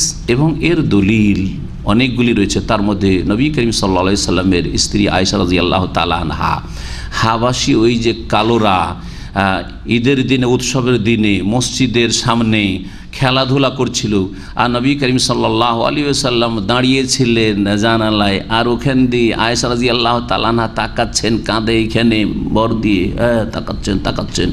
নবী দেখাচ্ছেন যে তুমি দেখো, খেলা দেখো। খেলা খেলছে কে? ইসলামিক আলোচনা নয়, শুধু ইসলামিক আলোচনা। কারণ অনেকে এমন কট্টরপন্থী যে ভিডিও করা হারাম এবং ভিডিও দেখা মহিলাদের জন্য হারাম, এসব ফতোয়া দিচ্ছে। এই এক শ্রেণীর ফতোয়াবাজদের জন্য বিশেষ করে এই মাসলা বলছি। এরকম আমভাবে অনেক ক্ষেত্রে এই মশলাটি আপনার কাজে আসবে। একবার জেদ্দায় অনেক দিন আগে, আজকে থেকে 10-15 বছর আগে আমার বক্তব্য ছিল। তো বক্তব্য করে দেখছি 2-3টা কট্টরপন্থী আছে, একবার ভিডিওর চরম বিরোধী, এবং তার সাথে সাথে মহিলারা যে দেখবে, মহিলারা দেখবে, ভিডিও দেখবে, এটা ফিতনা, এইসব বোঝাবার চেষ্টা করলাম, কিন্তু দেখলাম যে একেবারে কট্টর গোঁড়াস। এদের জন্য বলছি যে নবী করিম সাল্লাল্লাহু আলাইহি সাল্লাম ইসলামী কোনো আলোচনা ওই যে হাবাসীদের দেখাচ্ছিলেন না, বরং ওরা খেলাধুলা করছে, লাঠি নিয়ে, বর্ষা নিয়ে খেলাধুলা করছে, খুশি করছে, আর খেলা দেখা, যেমন আজকালকার ফুটবল খেলা, হ্যাঁ, আজকালকার কাবাডি খেলা, আজকালকার এই ধরনের কিছু খেলা ধরেন আছে, ভলিবল খেলছে আর মহিলা দেখছে, উদ্দেশ্য হচ্ছে সেখানে খেলা দেখা, ওদের যৌবন দেখা নাই বা ওদের দিকে আকৃষ্ট হওয়া না বা ওদেরকে আকৃষ্ট করা নাই, হ্যাঁ, এগুলো যদি উদ্দেশ্য থাকে তাহলে সকলের কাছে হারাম। খেলা দেখতে দেখতে একটা ছেলেকে খুব পছন্দ হইল আর তার শরীরের গঠন দেখে সে তার ফ্যান হয়ে গেল, ভক্ত হয়ে গেল, তো হারাম, তাহলে বুঝা গেছে হারাম। কিন্তু যদি এমনি সাধারণভাবে দেখে তো মহিলাদের জন্য পুরুষকে দেখা, পুরুষদের ছবি দেখা জায়েজ, অধিকাংশ ওলামাদের ফতোয়া এটি। ওয়ান আয়েশা রাদিয়াল্লাহু আনহা قالت উমিরাত বারিরাতু আন তা'তাদ্দা বিসালাসে হিয়াজিন রাওয়াহু ইবনে মাজাহ ওয়া রাওয়াতুহু সিকাতুন। আয়েশা রাদিয়াল্লাহু তাআলা আনহা থেকে বর্ণিত, তিনি বলছেন যে বারিরা রাদিয়াল্লাহু তাআলা আনহাকে নির্দেশ দেওয়া হয়েছিল, সাহাবী মহিলাকে নির্দেশ দিলেন, তো নির্দেশদাতা কে? নবী সাল্লাল্লাহু আলাইহি ওয়াসাল্লাম। নবী সাল্লাল্লাহু আলাইহি ওয়াসাল্লাম নির্দেশ দিলেন কি, তার স্বামী থেকে যখন সে বিচ্ছিন্ন হইল, ইদ্যত তুমি কাটাও বেসালাসে হেয়াল 3 মাসিক, মহিলার মাসিক হয়তো সেজন্য 3 মাসিক বললেন। এই হাদিস দলিল ইমাম শাফিঈর যে না, ইমাম আবু হানিফার এবং অধিকাংশ ওলামাদের, তারা বলছেন যে 3 কোরো মানে হচ্ছে 3 হাইজ, এখানে 3 হাইজ বলা হয়েছে, সালাসাত কোরো মানে সালাসা হেয়াল, তাইলে জি মাগরিব রাহমাতুল্লাহ আলাইহি দলিল 3 হাইজ কাটাতে বললেন ইদ্যত। এই হাদিসটি ইবনে মাজাহতে রয়েছে এবং এর বর্ণনাকারীরা সবাই নির্ভরযোগ্য। ইমাম ইবনে হাজার রহমতুল্লাহ আলাইহি হাদিসটির মধ্যে একটি রোগ রয়েছে বলেছেন, কিন্তু অন্যান্য গবেষকরা বলেছেন যে হাদিসটি সহিহ, যেমন ইমাম আলবানিও বলছেন ইসনাদুহু সহিহ, হাদিস সনদ হচ্ছে। এই বারিরা, এই মহিলা আয়েশা রাদিয়াল্লাহু তাআলা আনহার দাসী ছিলেন, তারপরে তাকে স্বাধীন করে দিল, তাকে বারিয়া রাদিয়াল্লাহু তাআলা আনহাকে খরিদ করে আয়েশা রাদিয়াল্লাহু তাআলা আনহা স্বাধীন করে দিয়েছিলেন। যখন গোলামির যুগে, দাসত্বের যুগে ছিলেন তিনি, তখন আরেক দাসের সাথে তার বিবাহ হয়েছিল, যার নাম ছিল মুগিস। নাম কি ছিল? মুগিস এই লোকের নাম ছিল, আর দেখতে অত সুন্দর ছিল না। দাস আর দাসের সাথে দাসের বিবাহ হয়েছিল। বারিরা কিন্তু খুব সুন্দরী ছিল, যুবতী সুন্দরী ছিল। আয়েশা রাদিয়াল্লাহু তাআলা আনহা খরিদ করলেন, খরিদ করার পরে মনে করলেন যে একে আর দাসী করে রেখে লাভ কি, স্বাধীন করে দিই, স্বাধীন আল্লাহ পাকের ইবাদত বন্দেগী করুক, আমার কাজ কাম করা লাগবে না, স্বাধীন করে দিলেন। স্বাধীন করে দেওয়ার পরে শরীয়তের একটি বিধান হচ্ছে যে স্ত্রী যদি স্বাধীন হয়ে যায় আর স্বামী যদি পরাধীন মানে দাসত্বের সময় কাটায় মানে গোলাম থাকে, তাহলে সেখানে সেই সময়টুকুতে তাকে একটা কি দেওয়া হবে, স্বাধীনতা দেওয়া হবে, অপশন দেওয়া হবে। তুমি এখন এই স্বামীকে বরণ করবে, থাকবে এর সংসারে, না তুমি এখন এর কাছ থেকে বিচ্ছিন্ন হতে চাও, যে আমি যোগ্য স্বামী খুঁজে নেব, হ্যাঁ, কেন আমি এই গোলামের স্ত্রী হয়ে থাকবো? কারণ গোলাম কৃত দাসের স্ত্রী হয়ে থাকলে বাচ্চাগুলি যে জন্মে সেগুলি আবার গোলাম হয়ে যেতে পারে, দাসী হয়ে যেতে পারে, তারা স্বাধীন হবে না, তারা স্বাধীন হতে পারবে না। তারপরে মান সম্মানের ব্যাপার, সকলে বলবে যে এই মহিলার স্বামী হচ্ছে দাস, ঠিক না? এমনি যারা দাস নয়, একজন মহিলা সহজে মেনে নেবে না যে আমার স্বামী সে মেথর হোক, ডোম হোক, অথবা ক্লিন করছে, মেনে নেবে কি ছোট কাজ করছে, মেনে নিতে চাইবে না অনেক মহিলা, তাহলে সে দাসত্বের জীবন কাটাচ্ছে।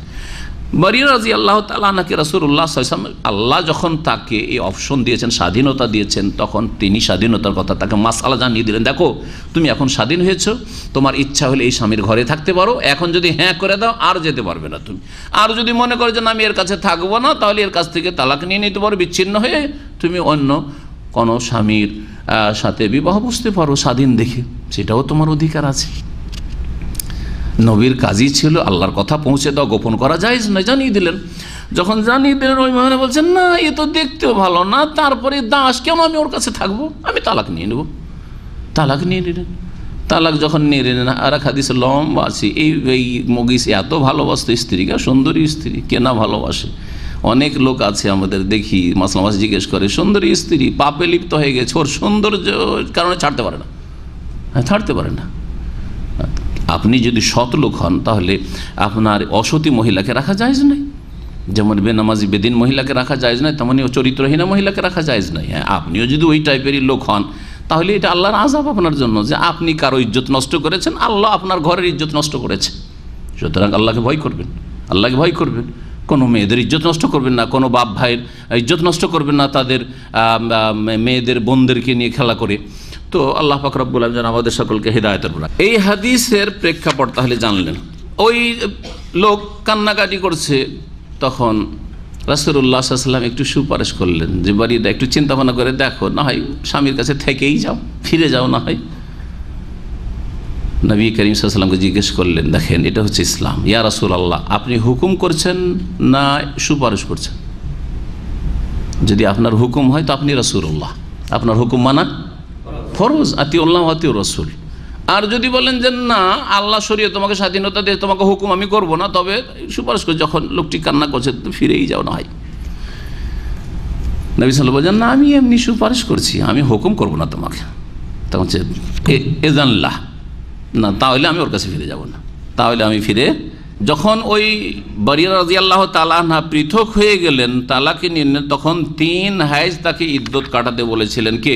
রাসূলুল্লাহ সাল্লাল্লাহু আলাইহি ওয়াসাল্লাম, যাতে করে তার আগের স্বামী থেকে গর্ভধারণ করে না থাকে, এবং ইদ্যতের যেসব হিকমত রয়েছে সেগুলি থাকে। হতে পারে এর মাঝখানে চিন্তা ভাবনা দুজন করতে পারে, আবার ফেরার সুযোগ রয়েছে, যে তালাকে রাজি যদি হয় তাহলে। ওয়ানিস শাবি আন ফাতিমা বিনতে কাইস আন নবী সাল্লাল্লাহু আলাইহি ওয়াসাল্লাম ফিল মুতাল্লাকাতি সালাসান লাইসা লাহা সুকনা ওয়ালা নাফকা রাওয়াহু মুসলিম।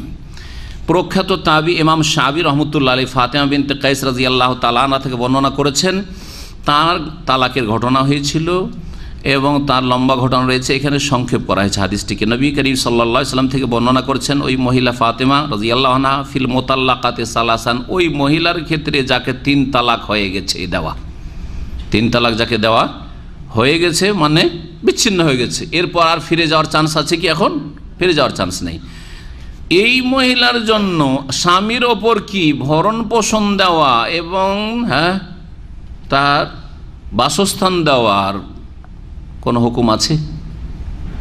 এই ক্ষেত্রে দ্বিমত রয়েছে। হাদিস যেটা রয়েছে, লাইসা লাহা সুকনা ওয়ালা নাফকা, 3 তালাক যখন হয়ে গেছে ফিরে আসার আর সম্ভাবনা নেই, কারণ এখন হারাম হয়ে গেছে তার জন্য, আর ফিরিয়ে নেওয়ার সুযোগ নেই যতক্ষণ পর্যন্ত অন্য ঘরে স্বেচ্ছায় কোথাও বিবাহ না হয়, তালাক হচ্ছে আবার নতুন করে বিয়ে করে। এই জন্য তার জন্য বাসস্থানও নেই এই মহিলার জন্য, ওয়ালা নাফাকা, আর তার জন্য ভরণ পোষণও নেই, কোনো খরচ খরচার দায়িত্ব আর স্বামীর নেই। রাওয়াহু মুসলিম, হাদিস সহিহ মুসলিমের।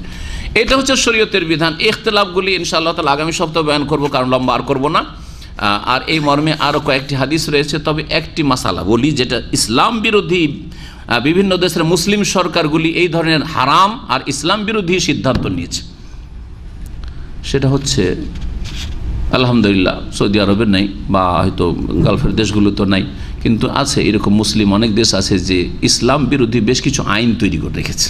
ইসলাম বিরোধী বিবাহ শাদী তালাকের ক্ষেত্রে অথবা ভরণ পোষণের দায় দায়িত্বের ক্ষেত্রে ইসলাম বিরোধী বেশ কিছু, বহু বিবাহের ক্ষেত্রে যেমন ইসলাম বিরোধী আইন তৈরি করে রেখেছে যে স্ত্রীর অনুমতি ছাড়া দ্বিতীয় বিবাহ করতে পারবে না, তাই না? দ্বিতীয় তৃতীয় বিবাহ করতে স্ত্রীর অনুমতি লাগবে। এসবগুলি ইসলামের উপর হস্তক্ষেপ, এগুলি হারাম, সকলের জন্য হারাম। ঠিক, তালাকও দিতে পারবে না, তাই নাকি? তালাক তো একটা এক্সিট। তা আমাদেরকে যদি ঘরে বন্ধ করে, দরজা বন্ধ করে তো তাকে বেরোতে দিব না, তাহলে তো মরতে হবে তাহলে, তাই না? তো এইরকমই স্বামী স্ত্রীকে এক ঘরে বিবাহ বন্ধনে বন্ধ করে দিলেন, আর তারপরে স্বামীর প্রাণনাশের আশঙ্কা, সরকার বলছে তালাক দিতে পারবে না তুমি। স্বামী দেখছে যে আমার স্ত্রী চরিত্রহীনা, আমাকে ভালোবাসে না, আর কারো সাথে তার সম্পর্ক, তারপরও তালাক দিতে পারবে না সরকার বলছে। স্বামী দেখছে যে স্ত্রী হচ্ছে বেনামাজি, তাও তালাক দিতে পারবে না। স্ত্রী মুশরিকা, তালাক দিতে পারবে না। এইরকমই তার উল্টোটা ধরে, তালাক নিতেও পারবে না ধরেন। আর স্বামী হচ্ছে বেনামাজি, স্বামী হচ্ছে মদখোর, স্বামী হচ্ছে শিরকি আকীদার লোক, অথবা স্বামী চরিত্রহীন বায়ুপদ ব্যবহার করছে, ইত্যাদি ইত্যাদি। এইরকম বহু জুলুম অত্যাচার হতে পারে। সেই ঘরে সে নিজের প্রাণনাশের আশঙ্কা বোধ করছে, তালাক নিষিদ্ধ, তাহলে তো সেখানে আত্মহত্যা ছাড়ার কোনো পথ নেই, আত্মহত্যা ছাড়া কোনো পথ নেই। তালাক যদি ইসলামে না থাকতো তাহলে আত্মহত্যা ছাড়া কোনো পথ ছিল না, নর এবং নারী, স্বামী এবং স্ত্রীর বিভিন্ন অবস্থাতে। দুনিয়াতে আর বেঁচে থাকার কোনো উপায় নেই। জি, কারণ এইরকম মানসিক অশান্তিতে কেউ বেঁচে থাকতে পারবে না। চোখের সামনে জেনা দেখছে, তালাক দিতে পারবে না।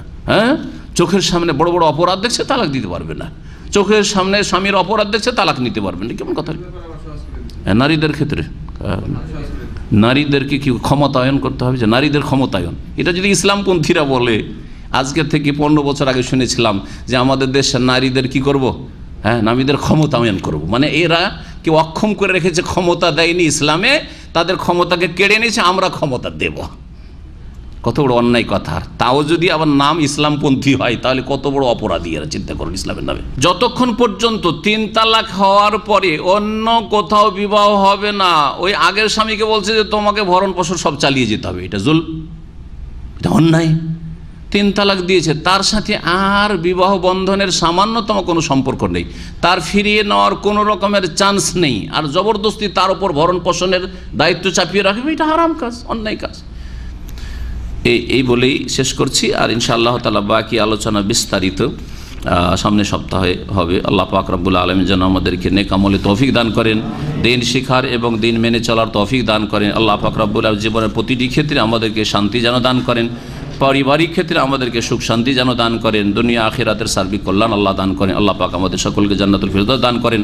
আল্লাহ পাক মজলুম মুসলিম বার্মার, সিরিয়ার, ইরাকের, প্যালেস্টাইনের যেখানে মুসলিমরা মজলুম নির্যাতিত, আল্লাহ পাক তাদের যেন মদদ করেন, আল্লাহ পাক তাদের হেফাজত করেন, আর জালেমদেরকে আল্লাহ পাক ধ্বংস করে আমাদের শান্তির ব্যবস্থা আল্লাহ পাক যেন করে দেন।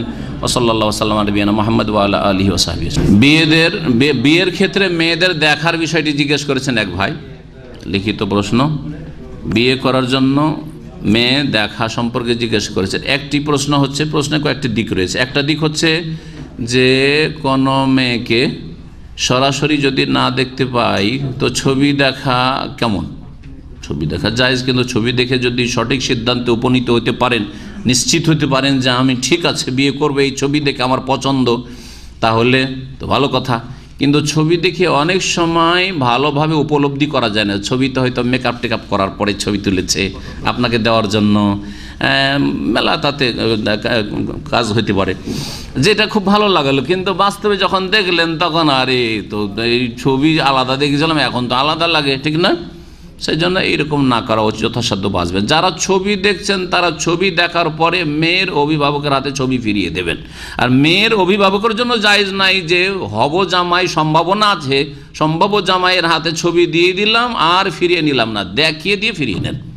ছবি দিয়ে দিচ্ছে, ছবি নিয়ে চলে আসছে বিদেশে, বা ছবি তার মোবাইলে পাঠিয়ে দিচ্ছে দেশ থেকে বিদেশে, আর তার কাছে থেকে গেল, বিয়ে করলো না, সেটা অসৎ উদ্দেশ্যে ব্যবহার হইতে পারে। তার ব্যবহার হোক আর না হোক, এমনিতে যখন যেই দিন বললো যে না এই মেয়েকে বিয়ে করব না, তখন থেকে তার দেখাই হারাম। হ্যাঁ, আর তারপরে বারবার করে দেখা তার জন্য জায়েজ না। আপনি বিয়ে করবেন রাত দিন, আপনি যদি ছবিটা থাকার যখন তখন দেখতে থাকেন, আর শুধু দেখতে থাকা নয়, এখানে অনেককে জানি ছবি নিয়ে আসার পরে বন্ধু মহল সকলকে দেখাচ্ছে যে এই মেয়েটাকে আমি বিয়ে করতে চাইছি, কেমন হবে, এই মেয়েটাকে বিয়ে করতে কেমন হবে, হ্যাঁ এই করছে। ভালো করে শুনে রাখেন, দেখার আসল হচ্ছে মহিলাদেরকে বা মেয়েদেরকে, সাবালিকাদেরকে দেখা জায়েজ নয়, হারাম। একমাত্র পেগামদাতার জন্য দেখা জায়েজ, তার নিকটাত্মীয় কোনো পুরুষের জন্য দেখা জায়েজ নাই। এই মাসলা তো আমার দেশের আলেমরা কখনো বলেও না, আর জনগণ জানেও না, আর জানলেও মানে না। সেটা কি? যে ছেলের বাপের জন্য দেখা জায়েজ নাই। শুনেছেন কোনো দিন? আগে ছেলের বাপ দেখবে, আর ছেলের বাপ দেখতে গিয়ে অনেক জায়গায় নিজেই বিয়ে করে ফেলেছে। আমাদের দেশে হয়েছে, আমাদের এলাকা হয়েছে। হ্যাঁ, যুবক বা বাপের বড় ছেলে ছিল, বড় ছেলের জন্য বউ দেখতে গেছে, দেখার পরে তারই পছন্দ হয়ে গেছে, দূর তার মার সতীন করে নিয়ে চলে এসছে, মায়ের সতীন করে নিয়ে চলে এসছে। জি হ্যাঁ, ওরা ওই ফসল দেখে বকরি বাঁধে, বুঝলেন না আপনি? আমাদের দেশের লোকের ফসল দেখে ছাগল বাঁধতে হবে, বা ঘাস দেখে ছাগল বাঁধতে হবে। তো ছাগল ছেলে মেয়েদেরকে ছাগল মনে করে, পাঁঠি মনে করে, আর ওই ফসল ওর পয়সাকে ফসল মনে করে, আবার বা ঘাস মনে করে। এই হলো অবস্থা। জি হ্যাঁ, কাউকে দেখাবে না। যদি দেখতে হয়, অনেক সময় যুবক দেখতে গিয়ে আবেগী থাকে, ও একটা মেয়ে দরকার, দেখতে গিয়ে সঠিক সিদ্ধান্ত নিতে পারে না, সেই জন্য একটু সুস্থ মস্তিষ্কে দেখার জন্য আপনার মা বোনদেরকে নিয়ে যান, ওরা ভিতরে গিয়ে একটু দেখুক। অনেক সময় কথা বলতে এসে এমন মেকআপ করে এসে আর কথা বলতে গিয়ে ওখানে কিছু আর বুঝতে পারলে এত লজ্জায় থাকলে, আমাদের সময় মেয়েরা দেখতে গেলে অনেক সাধারণত লজ্জায় থাকে। তো আসল সিদ্ধান্তে পৌঁছা যায় না, ভালো হবে না মন্দ হবে। আপনি ভিতরে পাঠান আপনার বোনকে, আপনার মাকে, আপনার খালাকে, আপনার যাকে পারেন মহিলাদের পাঠান, আর ওদের সাথে 2-4 ঘন্টা বসে আসুক, গল্প করে আসুক। হ্যাঁ, এইভাবে তারপর নিশ্চিত হন যে এখানে বিয়ে করা আবার ভালো হবে।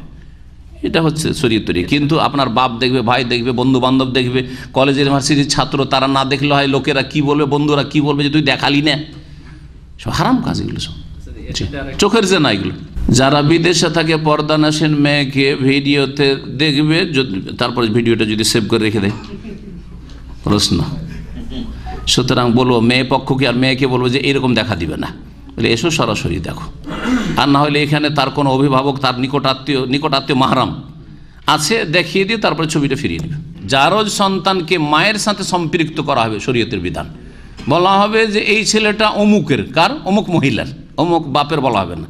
ওই কে কি করেছে না করেছে ওরও তো খবর নেই, তো মিথ্যা কারো নাম বলতে পারে। সুতরাং কোনো বাপের সাথে, অবৈধ বাপের সাথেও নিশ্চিত যেহেতু না সম্পৃক্ত করা যাবে না, যার পেট থেকে জন্ম নিয়েছে তার সাথে সম্পৃক্ত করে বলা হবে যে এটা অমুক বিন অমুক মহিলা, মানে অমুক মহিলার ছেলে, এটা বলা হবে শরীয়তের বিধান।